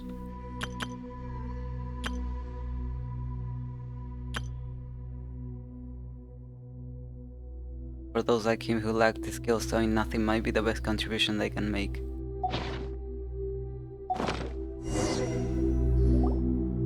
Okay, now let's take a look. I already did. Seems like the notes of someone who was trapped here. Maybe this person fell in by accident, like Mr. Jur and me. Yeah, maybe. But they don't sound super worried about their situation. So, either this person's an ace adventurer, like the Traveler, or some kind of super optimist. An optimist, huh? I wish I could be that sort of person. Well, blind optimism isn't good either. Besides, you have your own strength, Layla. That's right! You're detailed and passionate. Great qualities for an adventuring buddy. This optimist seems super obsessed with exploring every corner of this place. That could have gotten them in big trouble for all we know. Well, I appreciate the compliment. It's almost magical how words like that can make you feel like you can do anything. I only wish that magic could last a little longer. Until I figure out my new study topic, at least. Let's keep reading. Oh, looks like you were spot on, Paimon. See? Told ya! That's what happens when you don't think things through. And all this talk about seniors and juniors, he was a student just like you, Layla. Whew, he sure talks a big talk for a student, though. You'd think he was some kind of old scholar instead. Huh. What is it? Did Paimon say something wrong? No, not at all. I was just thinking, and this might sound rude, but the way this person speaks is just so... Cold? You noticed too. I mean, it's good that he helped treat his companion's wound, but it didn't seem like it was out of kindness. More like looking out for his own self-interest, or thought he could get something out of it. I don't know. Maybe I'm reading too much into it. No, you're right. He didn't even mention this companion on the previous page. Yeah. If you're both in this dangerous situation together, wouldn't you mention them at least once? If it were Paimon, she would write down the name of every single person she was with. No one would be able to get away. Well, you'd all be stuck there together, so... Actually, I find Paimon's approach quite sensible. It makes sense from a safety perspective, too. That way, if anyone came to the rescue, the notes would be able to tell them everything they needed to know. Whoa! That's genius-level thinking! Well, I learned that from Madame Farazan, actually. I'm not speaking from personal experience or anything. A very useful tip. Thanks, Teach. Oh, no! I'm just a student. It's fine! You taught us something, so you're our teacher. Simple as that. Anyway, from the looks of things, the student who left these notes behind was pretty weird. Let's keep reading. Whoa! Hang on! That's a lot of information. Paimon needs a moment to take this in. The Ibis King. So... did this person actually meet the Ibis King here? Never talked about the Ibis King before. Sorry. Who? Oh, you never heard of the Ibis King? Strange. Jeez, not again! Stop teasing her, Traveler! You know she was asking about Nefer. Anyway, Nefer's, a friend of ours. And she's mentioned the Ibis King before, but not in much detail. Huh, Paimon handled that pretty well, actually. She managed not to spill any of Nefer's secrets. Guess the boss of the curatorium has earned her respect and then some. Oh, I see. Well, that's not too surprising. Most people in Sumeru know about King Deshret, and most in the academia have at least some knowledge on the 7 pillars. Legend has it, King Deshret ruled the desert at the head of several wise retainers, guiding their people to pursue the limits of wisdom. He also left behind treasures for future generations, which continue to be relevant in nearly every research discipline. Now, this message indicates this student and his senior were rescued by the Ibis King. But to think it's possible to meet him in a place like this... We don't know when these notes were written, but didn't the 7 pillars disappear a long time ago? Something else that's odd. The Ibis King's his form. Yeah, the notes made it sound like his powers were restricted. Also, the mention of this form? What is that supposed to mean? I'm not sure. Let's keep reading. Oh, this is the last page. There's even a signature at the end. Well, sounds like they made it out. Guess it was a happy ending after all. I hope so. Wait. But it says, the Ibis King cannot be trusted. Huh. Our friend said something similar. That the Ibis King was a liar. And the notes did make it seem like something wasn't quite right with him. Maybe he wasn't one of the 7 pillars at all, but some kind of con artist. 1,000 apologies, Eminent Lord. Paimon meant no offense.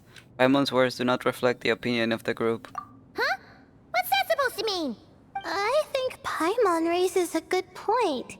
Let's keep our guard up just in case. Alright, I think that's all the clues around here. How about we...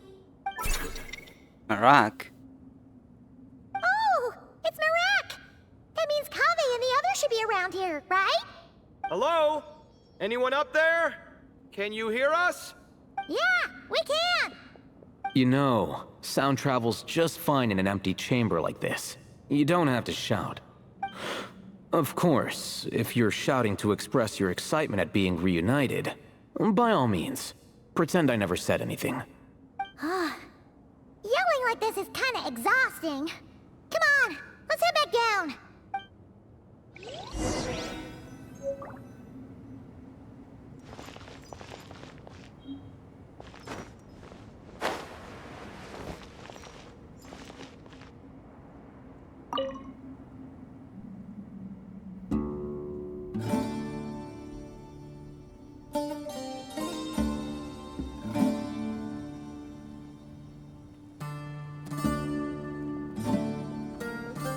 Wow, we all ended up in the same place, huh?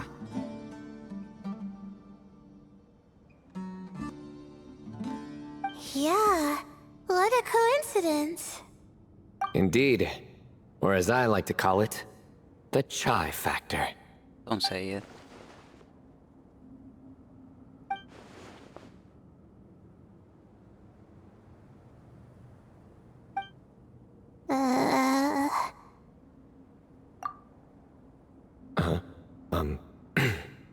No reply? Just say it. All right. Because it's spice to sweet brew again. Oh, hey, that's a new version. Oh, wait, what? You've never heard that one? Fuck is that face? What are you looking for? A place to sit and read my book. Oh, great. What else is new? Well, looks like everyone made it through unscathed. Let's take this chance to get some water, rest a bit, and discuss what we learned. Sound good? I'm good. Yeah, let's debrief. Everyone shares water, food, and also their findings. Turns out Sino actually did bring some spiced tea. Okay, so we all learned a lot, but it feels like we ended up with even more questions. Yeah, but one thing's for sure. This place is tied to the Ibis King in some way. Hey, Sino. You're the current representative of Hermanubis. Can you call him up for a sec? Of course. Just let me sense his presence.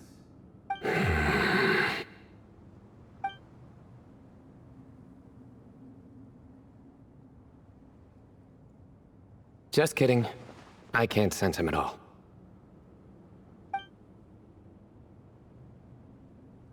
Jeez, Sethos. Did you set him up for that one? What are you, a two-man act? Wow, good one. Sorry, Hermanubis isn't like the Ibis King. He can possess me, but I can't talk to him whenever I want.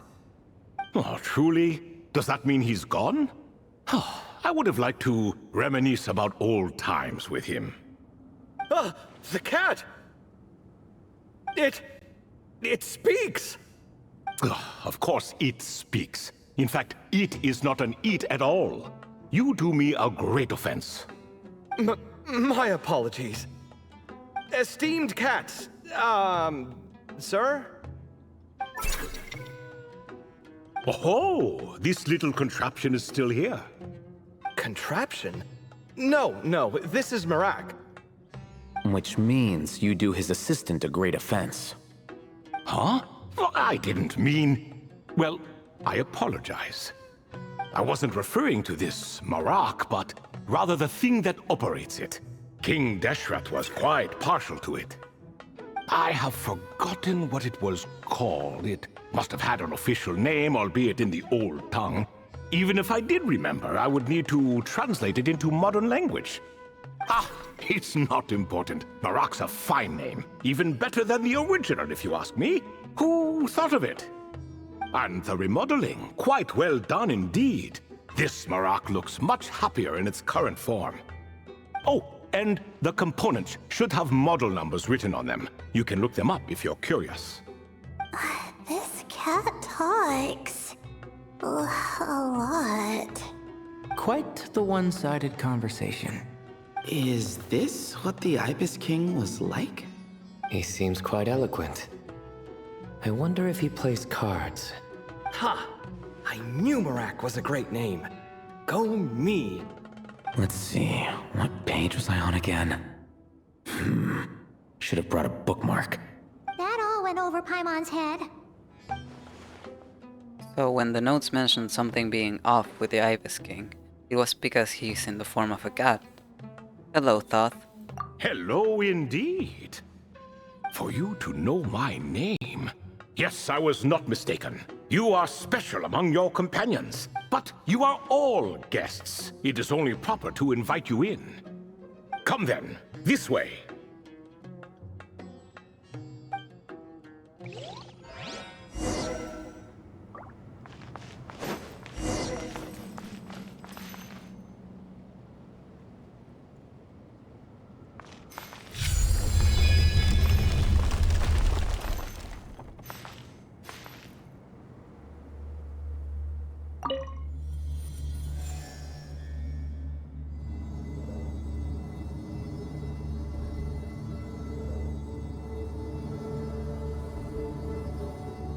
I was just thinking, remember at the beginning when I mentioned Scaramouche? And that this would be the way to connect them both? Connect him with Dottore? Apparently not Scaramouche, but yes, Dottore. Welcome to my humble abode. Oh, your house sure is spacious, Lord Ibis King. I fear it's not quite what it used to be. In fact, it has long ceased to be my home at all. It belongs to the descendants of the cats I once raised. Such adorable creatures, aren't they? Take the one I'm borrowing here, for instance. A chubby fellow with such lovely fur. Anyway, tradition dictates that a special guest such as yourself be presented with a gift. Alas, it's a first-come, first-served basis, you see. I fear with the passage of time, none are left. What? So the treasure's gone already? Treasure, you say? Not an inaccurate description. Gifts and treasures. Are you talking in a literal sense? Yes, and no. I have the power to grant gifts inaccessible to the masses. The only requirement is answering a question. Not a bad deal, yes? Of course, my questions were given unto me by King Deshret, who in turn received them from the Mistress of Flowers. There are 3, and no more. What causes our rise and fall? What obliterates love and hate? What determines truth and falsehood? The more he talks, the less Paimon understands. I see. That must mean Gudars and Makaira managed to answer 2 of the 3. Another who understands. Oh, so that's the event those 2 slabs are depicting. Ah, priests and their records. A singular obsession, and quite boring too. After being imprisoned within Aru, I could, on occasion, take the form of a cat to converse with those around me. But I despised speaking to them. No conversational skills whatsoever. Now, humans like you who stumble in here from time to time, you are much more interesting. Hold on, we're getting off topic again. The 3 questions you just mentioned? What are they for, exactly? Ah, that is a story that begins with King Deshret. And we're in for another long one. Nostalgia for the past is common to us all, is it not? And our king, he was such a proud, solemn man in those days. He watched us speak of the present and the future, of the wisdom we possessed or were about to obtain. We were his proud retainers, confident in our belief that, so long as each one of us used our abilities to the fullest, progress was inevitable. Yet, King Deshret's ambition was not destined to be allowed in a closed-off world such as this, so nothing went as planned. In fact, from the beginning, there were signs an outcome of this nature was inevitable. Because although there were 7 pillars, one was forever absent. Al-Ahmar would insist the Dendro Dragon Sovereign was one of us, but the dragon herself rejected that idea. Huh. Like a card you can never seem to draw from your deck. More like a card that was never in the deck to begin with. Alas, that's just who Al-Ahmar was. There was nothing we could do about that. And I always preferred chess to cards. In the end, life grew unbearable for our king. But, of course, those who remain must continue to live on. But subjects like us were less fortunate. After all, the fate of a retainer is decided by the king, including the chance to walk away. So it was then that King Deshret had Kroko, Goti, and I locked up within Aru, where we remain to this day. Krako. Goti? Ah, of course. You're more familiar with their full names. Sobek, the Crocodile King, and Hereshef, the Goat King.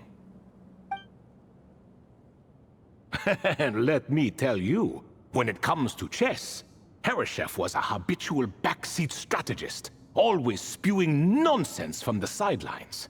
Well, Sobek was all too quick to take his terrible advice, to the point where I was the one who got accused of cheating. Chess is an exercise in patience, and that man couldn't sit still to save his life. He could never excel at that game. In fact, neither of them were good at chess. Even so, we played together often. And since I was always the winner, we got along quite well. What are you laughing at? Were we not good friends? No one's laughing. Paimon would never. No, not you. It's Goti. He's laughing for no reason again. Can you not hear him? Ah, right. Of course you can't. The two of them are inside Aru, as am I, so only I can hear them. What is even going on here? Has he, like, started to lose it after being trapped for so long? That does happen to prisoners serving life sentences. Speaking of which, how's Azar doing these days? I doubt he's doing much of anything. Just what I wanted to hear. What is the meaning of this? You doubt my words? I have half a mind to not talk at all. Oh, no. They're not questioning you, Lord Ibis King, just discussing other things. Please, continue. In that case, where were we? Getting to the part about the 3 questions. Hopefully. Ah yes, we're almost there. Before I entered Aru, King Deshret said I could be released from my eternal seal if I chose humans who could provide the correct answers to those 3 questions. The first person who caught my eye was Gudars. I asked him, "What causes our rise and fall?" He answered, "Conspiracy and betrayal, for it renders the righteous and wise unable to succeed, and thus nations fall." I found his answer quite interesting, so I bestowed upon him the power to deceive. The second human I chose was Makaira. I asked her, "What obliterates love and hate?" She said unto me, "I have nothing left to lose. Vengeance alone can quench both love and hate." I found this to be another fascinating response, so I granted her the power to be loved. But both of them ended up... Now then, young one, riddle me this. Did their answers point to this fate, or was it the power I bestowed upon them that determined their end? I'm just an observer who doesn't understand their circumstances, so I can't answer. A clever reply. I do not wish to comment either. It is all in the past at this point. My only wish was for their answers to be acknowledged by King Deshret's rules, and bring me one step closer to freedom. As for the final person, her fate remains to be seen, so I will not reveal her name. That must have been Nefer then.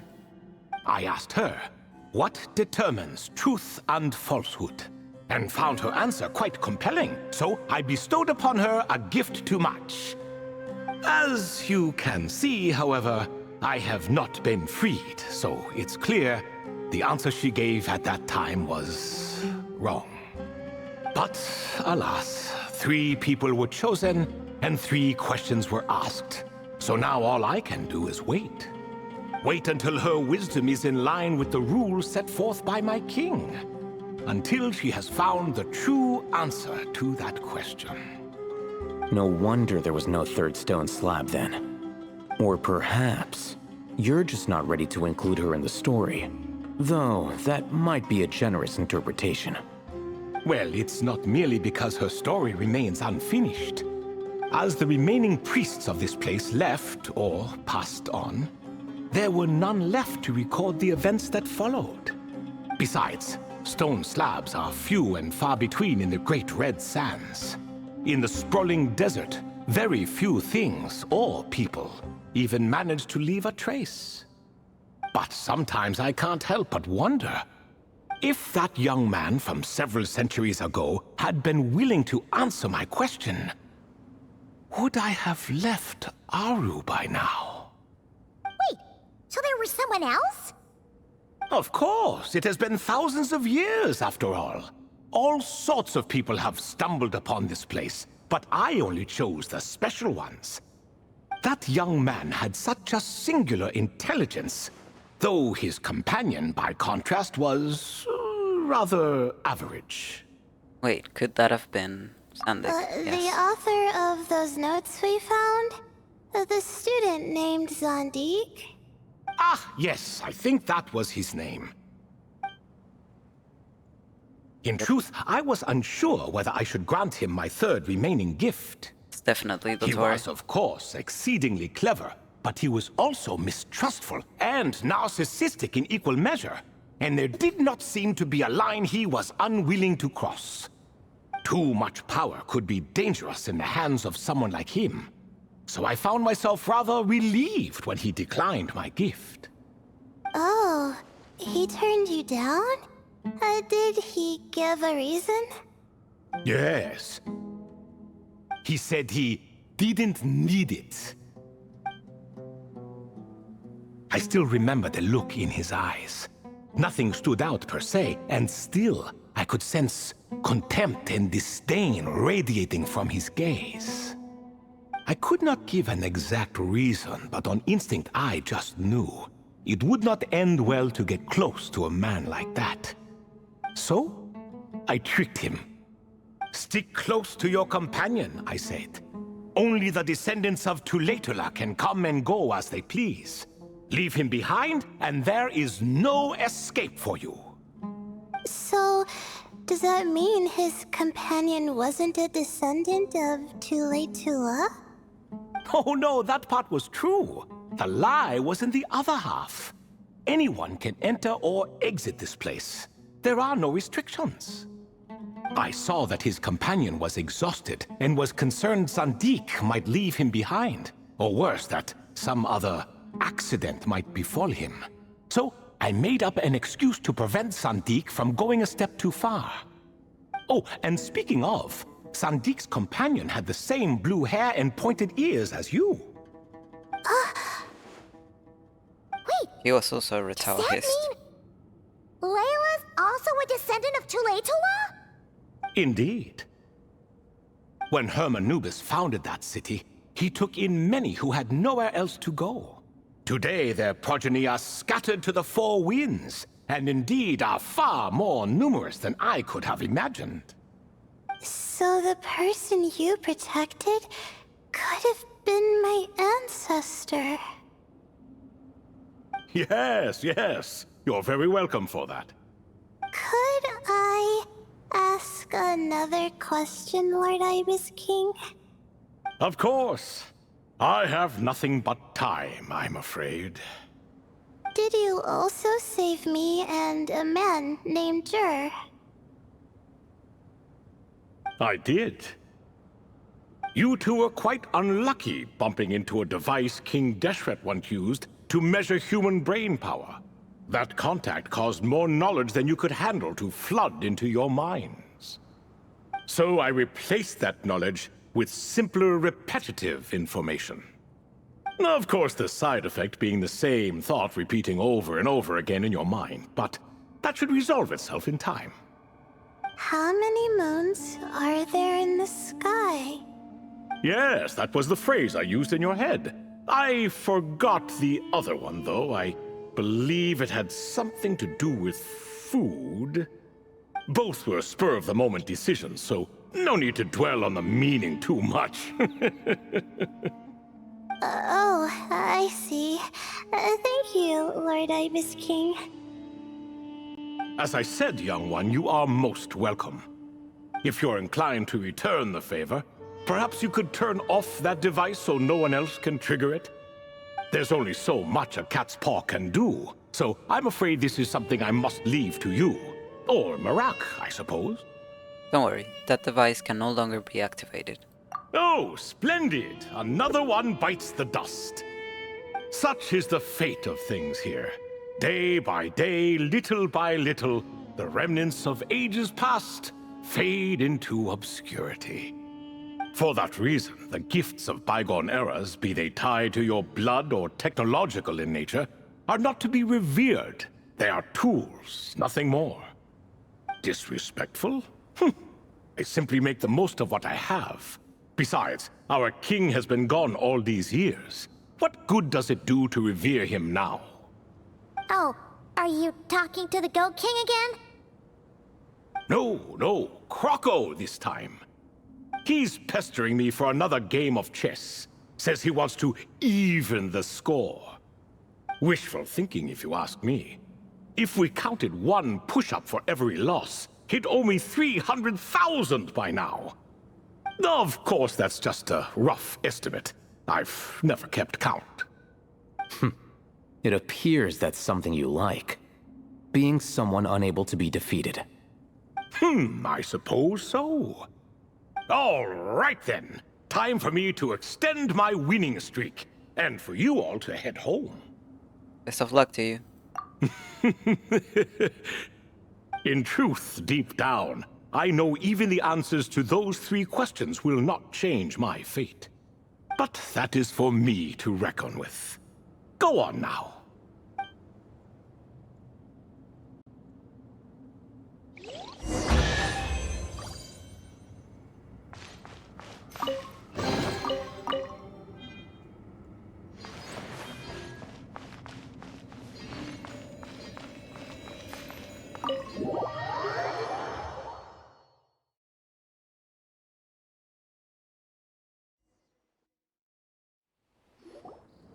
Excuse me?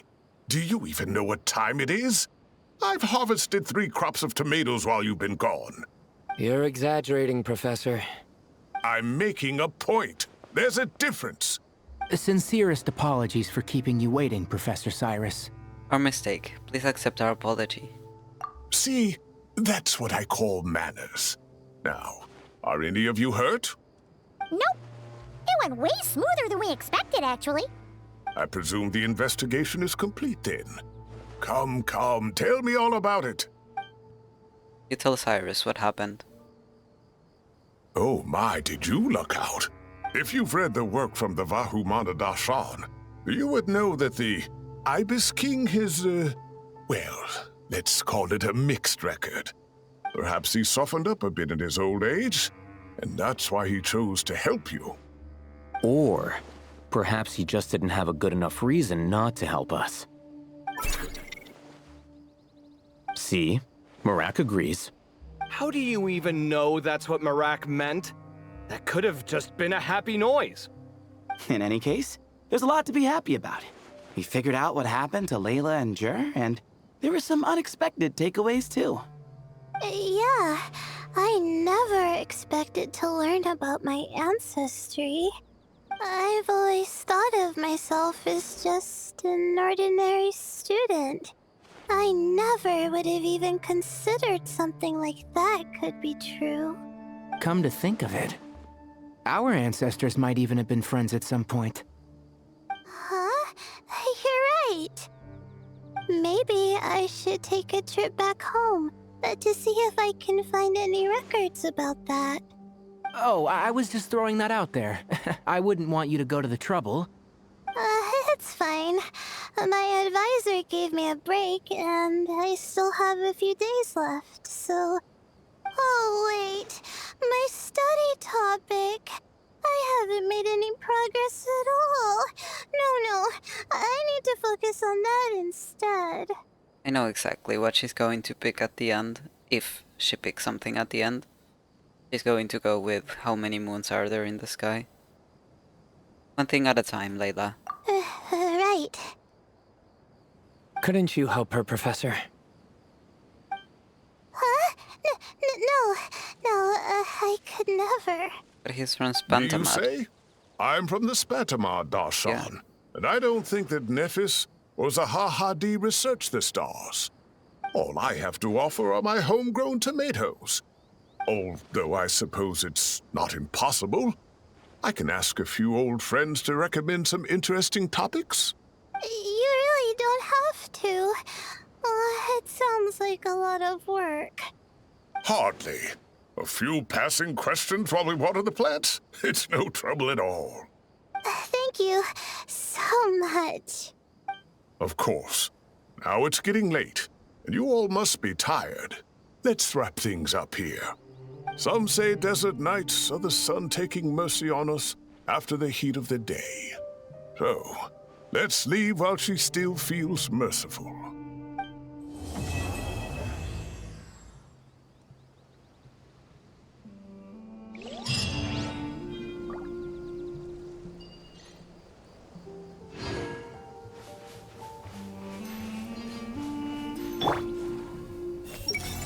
I'll have to ask Sethos all about it later. You made it back safe and sound. Glad to see it.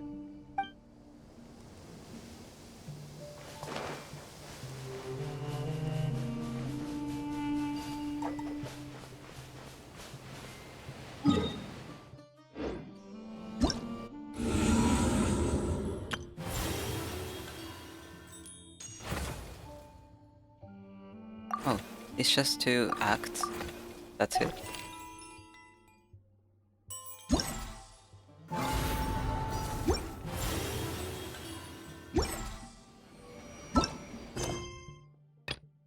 Okay. Well, go do this. The best place to teleport to.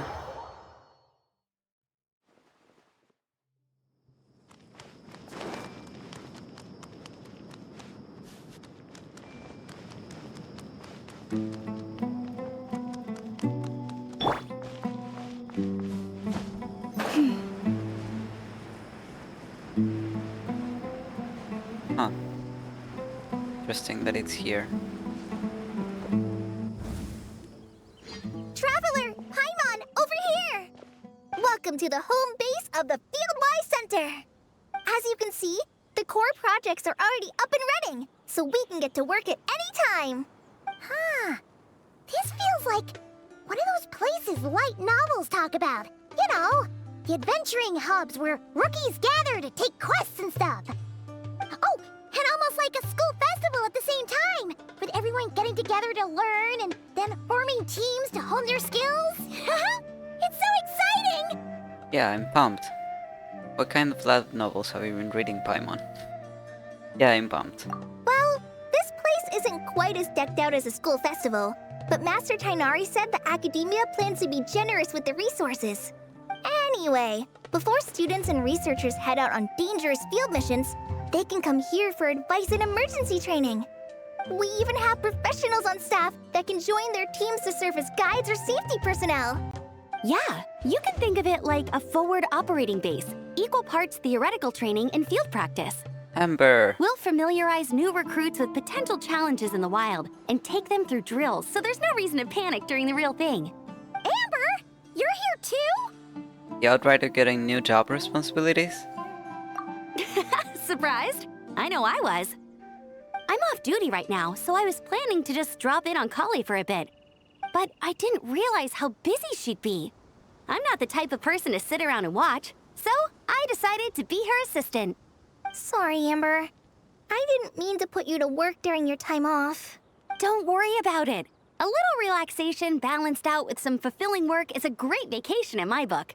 Plus, I've learned a whole bunch of stuff too. And I got to see the Traveler in Paimon again. I mean, it just keeps getting better. We should have a giant feast once we're done here. How does that sound? A feast with the first friend we met in Sumeru and the first friend we met on our whole journey. Oh, that sounds just about as awesome as a giant plate of sticky honey roast. Well, we should get this show on the road then. All right, down to business then. Kale and I are in charge of the Scouting Speedsters project. The focus is using devices and machines to pass through hazardous areas, survey terrain, and get details on potential threats. Plus, a mortar research indicates that, during dangerous situations, having the support of an adorable companion can help set adventurers' minds at ease and prevent excess nerves. So, we took inspiration from Cullen Anba and Baron Bunny to create 2 scouting devices that are both adorable and useful. Cullen Anbot and Bar Drone Bunny. So far, feedback has been pretty positive. Once we've collected enough data, the Academia will continue to refine the scouting buddies and release even more designs. A bunch of Cullen Ambas and Baron Bunnies running around the wilderness? What is that gonna look like? Like a sight for sore eyes, no doubt. Plus, with you to guide our 2 little scouts, we'll be able to obtain some great data. Once you have a more complete understanding of the Fieldwise Center, you should come test them out. Now come with me. I'll introduce you to the other consultants. Oh yeah! The lady with the greenish-blue hair also has a super adorable device over there. But it does something completely different than our scouting buddies. I'm looking forward to seeing it in action. Oh, hey! Another familiar face! Yep. Come on, let's go say hi! Hello, Madame Faru-san.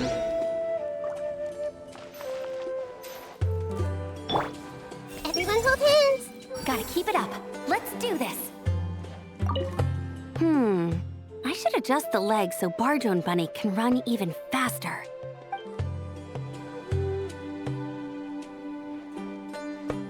I see everything! It's really that popular?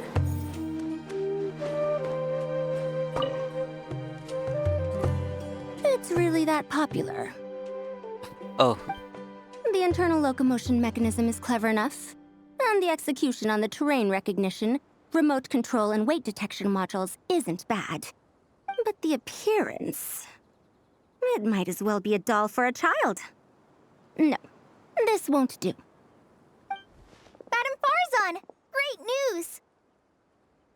The Traveler in Paimon agreed to join! The Fieldwise Center just leveled up big time, huh? Hello, Madame Farzan! We're here to help! Well, look who the cat dragged in. Excellent job, Kale. Snagging 2 top experts with undeniable adventuring expertise. Now the League won't be able to say a word, no matter what kind of feedback I give. Now tell me, what do you think of this puzzle, pal? Whoa! It looks just like you! Barely looks like adventuring gear at all. It's a collaboration between my juniors in the Haravatat Darshan, the Puzzlers League, and the Synopsium on Ruin Mechanisms. Clearly, the technological aspect is quite advanced. But the appearance... it couldn't be more childish. You should have seen Anise, defending this design choice with more passion than her thesis. Young people these days. Far too obsessed with making things cute. Huh. Paimon kinda likes it. Kali and Amber were just saying how cute companions can help adventurers stay calm. With a doll that looks like you by her side, Paimon thinks she could go adventuring in a super dark ruin and not even get scared. Well, that line of thinking does have merit. And I suppose choosing this particular appearance is a sign of their respect. For me.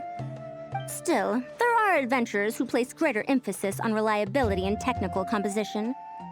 People like that don't just want their devices to be able to survive an avalanche, but to look the part. And for their appearance to reflect the high-tech composition. The fluffiness of this puzzle pal, on the other hand, doesn't give the impression it would be a reliable or formidable device. The appearance may even be distracting. Now picture this. A thick metal casing, square in shape, with a matte finish and openings to showcase the complex technical composition. That would have much more visual impact. I'm the perfect example of this. I have a youthful appearance, and so people question me on occasion. If I had a head of white hair instead, things would be different. Really? Then, do you want Paimon to talk to them? She has white hair. What? No! That's not the same thing. I didn't realize you had such strict views about this, Madame Farzan. I think it looks good as it is. Maybe we can save the square model for next time. Huh? So, even you prefer this version? Well, if that's what you really think, then fine. You'll have to come back and test it out on some puzzles, Traveler. I'll rate your effectiveness in using the device and come up with a user manual based on your performance. As for improvements to its appearance, long-term observation is required, so I'll put that aside for now. I'll do my best. I've already selected a few of the most suitable domains, so we can begin the puzzle-solving process at any time. Thanks, Madame Farzan. I'm just gonna take the Traveler and Paimon to see the final project. But it shouldn't take long. Don't worry, Kale. You're the one in charge here. Just make sure to pace yourself. Once things calm down, come over to see me and we'll have a nice chat. I'll even treat you to some snacks from back in my day. Snacks? Paimon's in! Paimon's in! Thank you, Madame Farzan. I'll bring a few boxes of floral tea as well. Go on now. Do me proud. Hey! You're still thinking about if it's popular? Let's take a closer look at how this mechanism moves. Oh, great.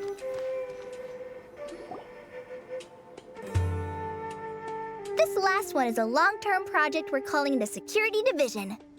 Thanks to General Mahamatra Sino, we've been able to bring Dia on as the instructor and Candace as the coordinator. They're putting together a combat test right now, but they should be back soon. Hey, looking for us? I guess we showed up right on cue then. Wait, the Traveler and Paimon are joining as well? That makes things a whole lot easier. Sorry for keeping you waiting, everyone. But we managed to bring back some good intel. Intel? Huh, this is starting to sound intense. That's the type of prep you do before a major battle. Are we planning some sort of offensive? Of course. What better way to protect the students than to sweep through the desert and rid it of all potential dangers? Not a bad plan, right? You in? Not the best time for jokes, Dia. Besides, when it comes to striking down danger, the Traveler is a man on a mission. He might take you up on that offer. Defeating anything that might pose a threat? Oh, even if the Traveler worked non-stop, that could still take years. He'd have to stop traveling. Oh, Paimon doesn't even want to think about that. After all, the desert's just too big. Who knows how many enemies there are? Time would be the least of our problems. Some dangers aren't visible to the naked eye, like the scorpions burrowed underground, or the terrifying raptors sleeping in the trees. You can't get rid of them until they jump out to attack you. For situations like these, we'd have to combine Madame Farazan's recommendations with Amber's approach to scouting, calculating our chances of encountering enemies and our expected operation times. Whoa, whoa, whoa, pencils down, everyone. That was just a joke. The Security Division's goal is a lot simpler, actually. We're just here to ensure that fieldwork teams include trained combat personnel. Some of this work has been entrusted to the Blazing Beasts and other mercenaries, but members of investigation teams who pass the combat test can also qualify. Before an investigation team is allowed to head into a dangerous area, the group must include at least 2 professionals who have passed the assessment. And Dia and I were just out collecting intel on the best place to hold the test. We found a domain filled with monsters and bandits of all levels. Hopefully, they don't mind us borrowing their stomping ground for a bit. It'll only cost them a few smacks on the head. Oh, so we just need to supervise, right? That's right. participant safety is our utmost priority. So we'll organize a group of capable personnel to take it in shifts. We still need to figure out our testing metrics, though. Fighting is different from an actual exam, and there's no one right answer. Mercenaries like me, we all have our own style. That's not a problem in actual combat, but when it comes to teaching, we tend to stick too much to what we're used to. So, we need someone to give us a baseline. Someone who has the experience, but also takes a more flexible approach in combat. That's my specialty. Leave it to me. Yeah, based on what you just described, the Traveler seems like the perfect person for the job. Great. Working with you is always a pleasure, Traveler. Smooth as butter on a steak. Don't forget about compensation for the Traveler in Paimon, Dia. You agreed without doing the math first. Ah, it's fine. We'll just split the funds Kale wrangled for us, 20-80. 10 for me, 10 for you, 80 for the two of them. Wait, we're getting 80%? That seems like a bit much. Don't sweat it. We're just in charge of the long-term operations. You're the one setting the metrics for the whole thing. So I think we got the better end of the deal. We've talked about a partnership in the past, haven't we? Well then, consider this the perfect place to start. Then I'll draw up a detailed overview of the compensation so it's clear for everyone. That'd be great. And don't worry, Miss Candace. About that piece of land you're leasing to the Academia, the one used for grain storage, I managed to get them to agree to a 30% increase in their rent payments. Oh, thank you. Those funds will go to fixing up some of the village facilities, which should make for a more comfortable experience when investigation teams stop there in the future. All right, we should finish up our arrangements for the combat test. Stop by our station when you're ready, Traveler. See you soon. Oh, you sure are the beating heart of this operation, Kale. He brought the whole gang together. Oh, no. I'm just doing what I can. I still have so much to learn, so much work to coordinate. But for now, let's just give it our all. You bet! We'll make the Fieldwise Center the best it can be!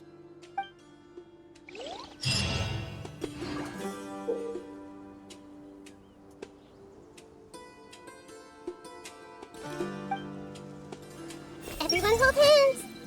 I should invite Candace out for a couple of drinks once this is all over. Is she gonna agree, though? That's the question. I know what you are. I bet Dia is going to ask me to get drinks after this. I'll just propose we drink tea with dried or powdered fruit instead.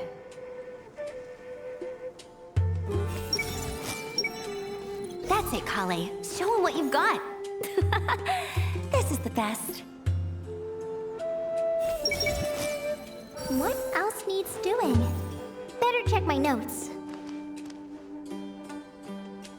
I see everything. If even the Traveler finds this doll adorable, I suppose I can let those young ones mass produce it. My first big task in Sufficient of becoming a scholar. Didn't get to read the rest. I see everything. I have to put my best foot forward. Dude doesn't have a name, so we cannot read his mind. Okay. Well, time to do the minigames then. Just in case, I will record my thoughts here for the main story. It was very interesting. I'm glad that we got to see in a more I suppose more streamlined manner the whole story about the rise and fall of Gurabad and the genie, because their stories are there in the game, of course, and they have been since Sumeru has been here, but you kind of had to go through a lot of different things and artifacts and weapons and stuff like that to get the full story. So I'm glad that they summarized it for us in a more streamlined manner. What they say is true. You have to see the world. And aside from that, interesting that we're getting the doctor already. I think that this is setting up for Notcry, like bringing up his name and at least confirming once and for all that Sandik is indeed the doctor, because it was just a theory for us for a long time, so I'm glad that it was confirmed. That's it, Kale. Oh. Show him what you've got. I This is the misclicked. best. So yeah. I really suspect that the next Archon quest for Notcry is going to involve the Doctor. So yeah. Thank you so much for watching, and I will see you next time. Take care.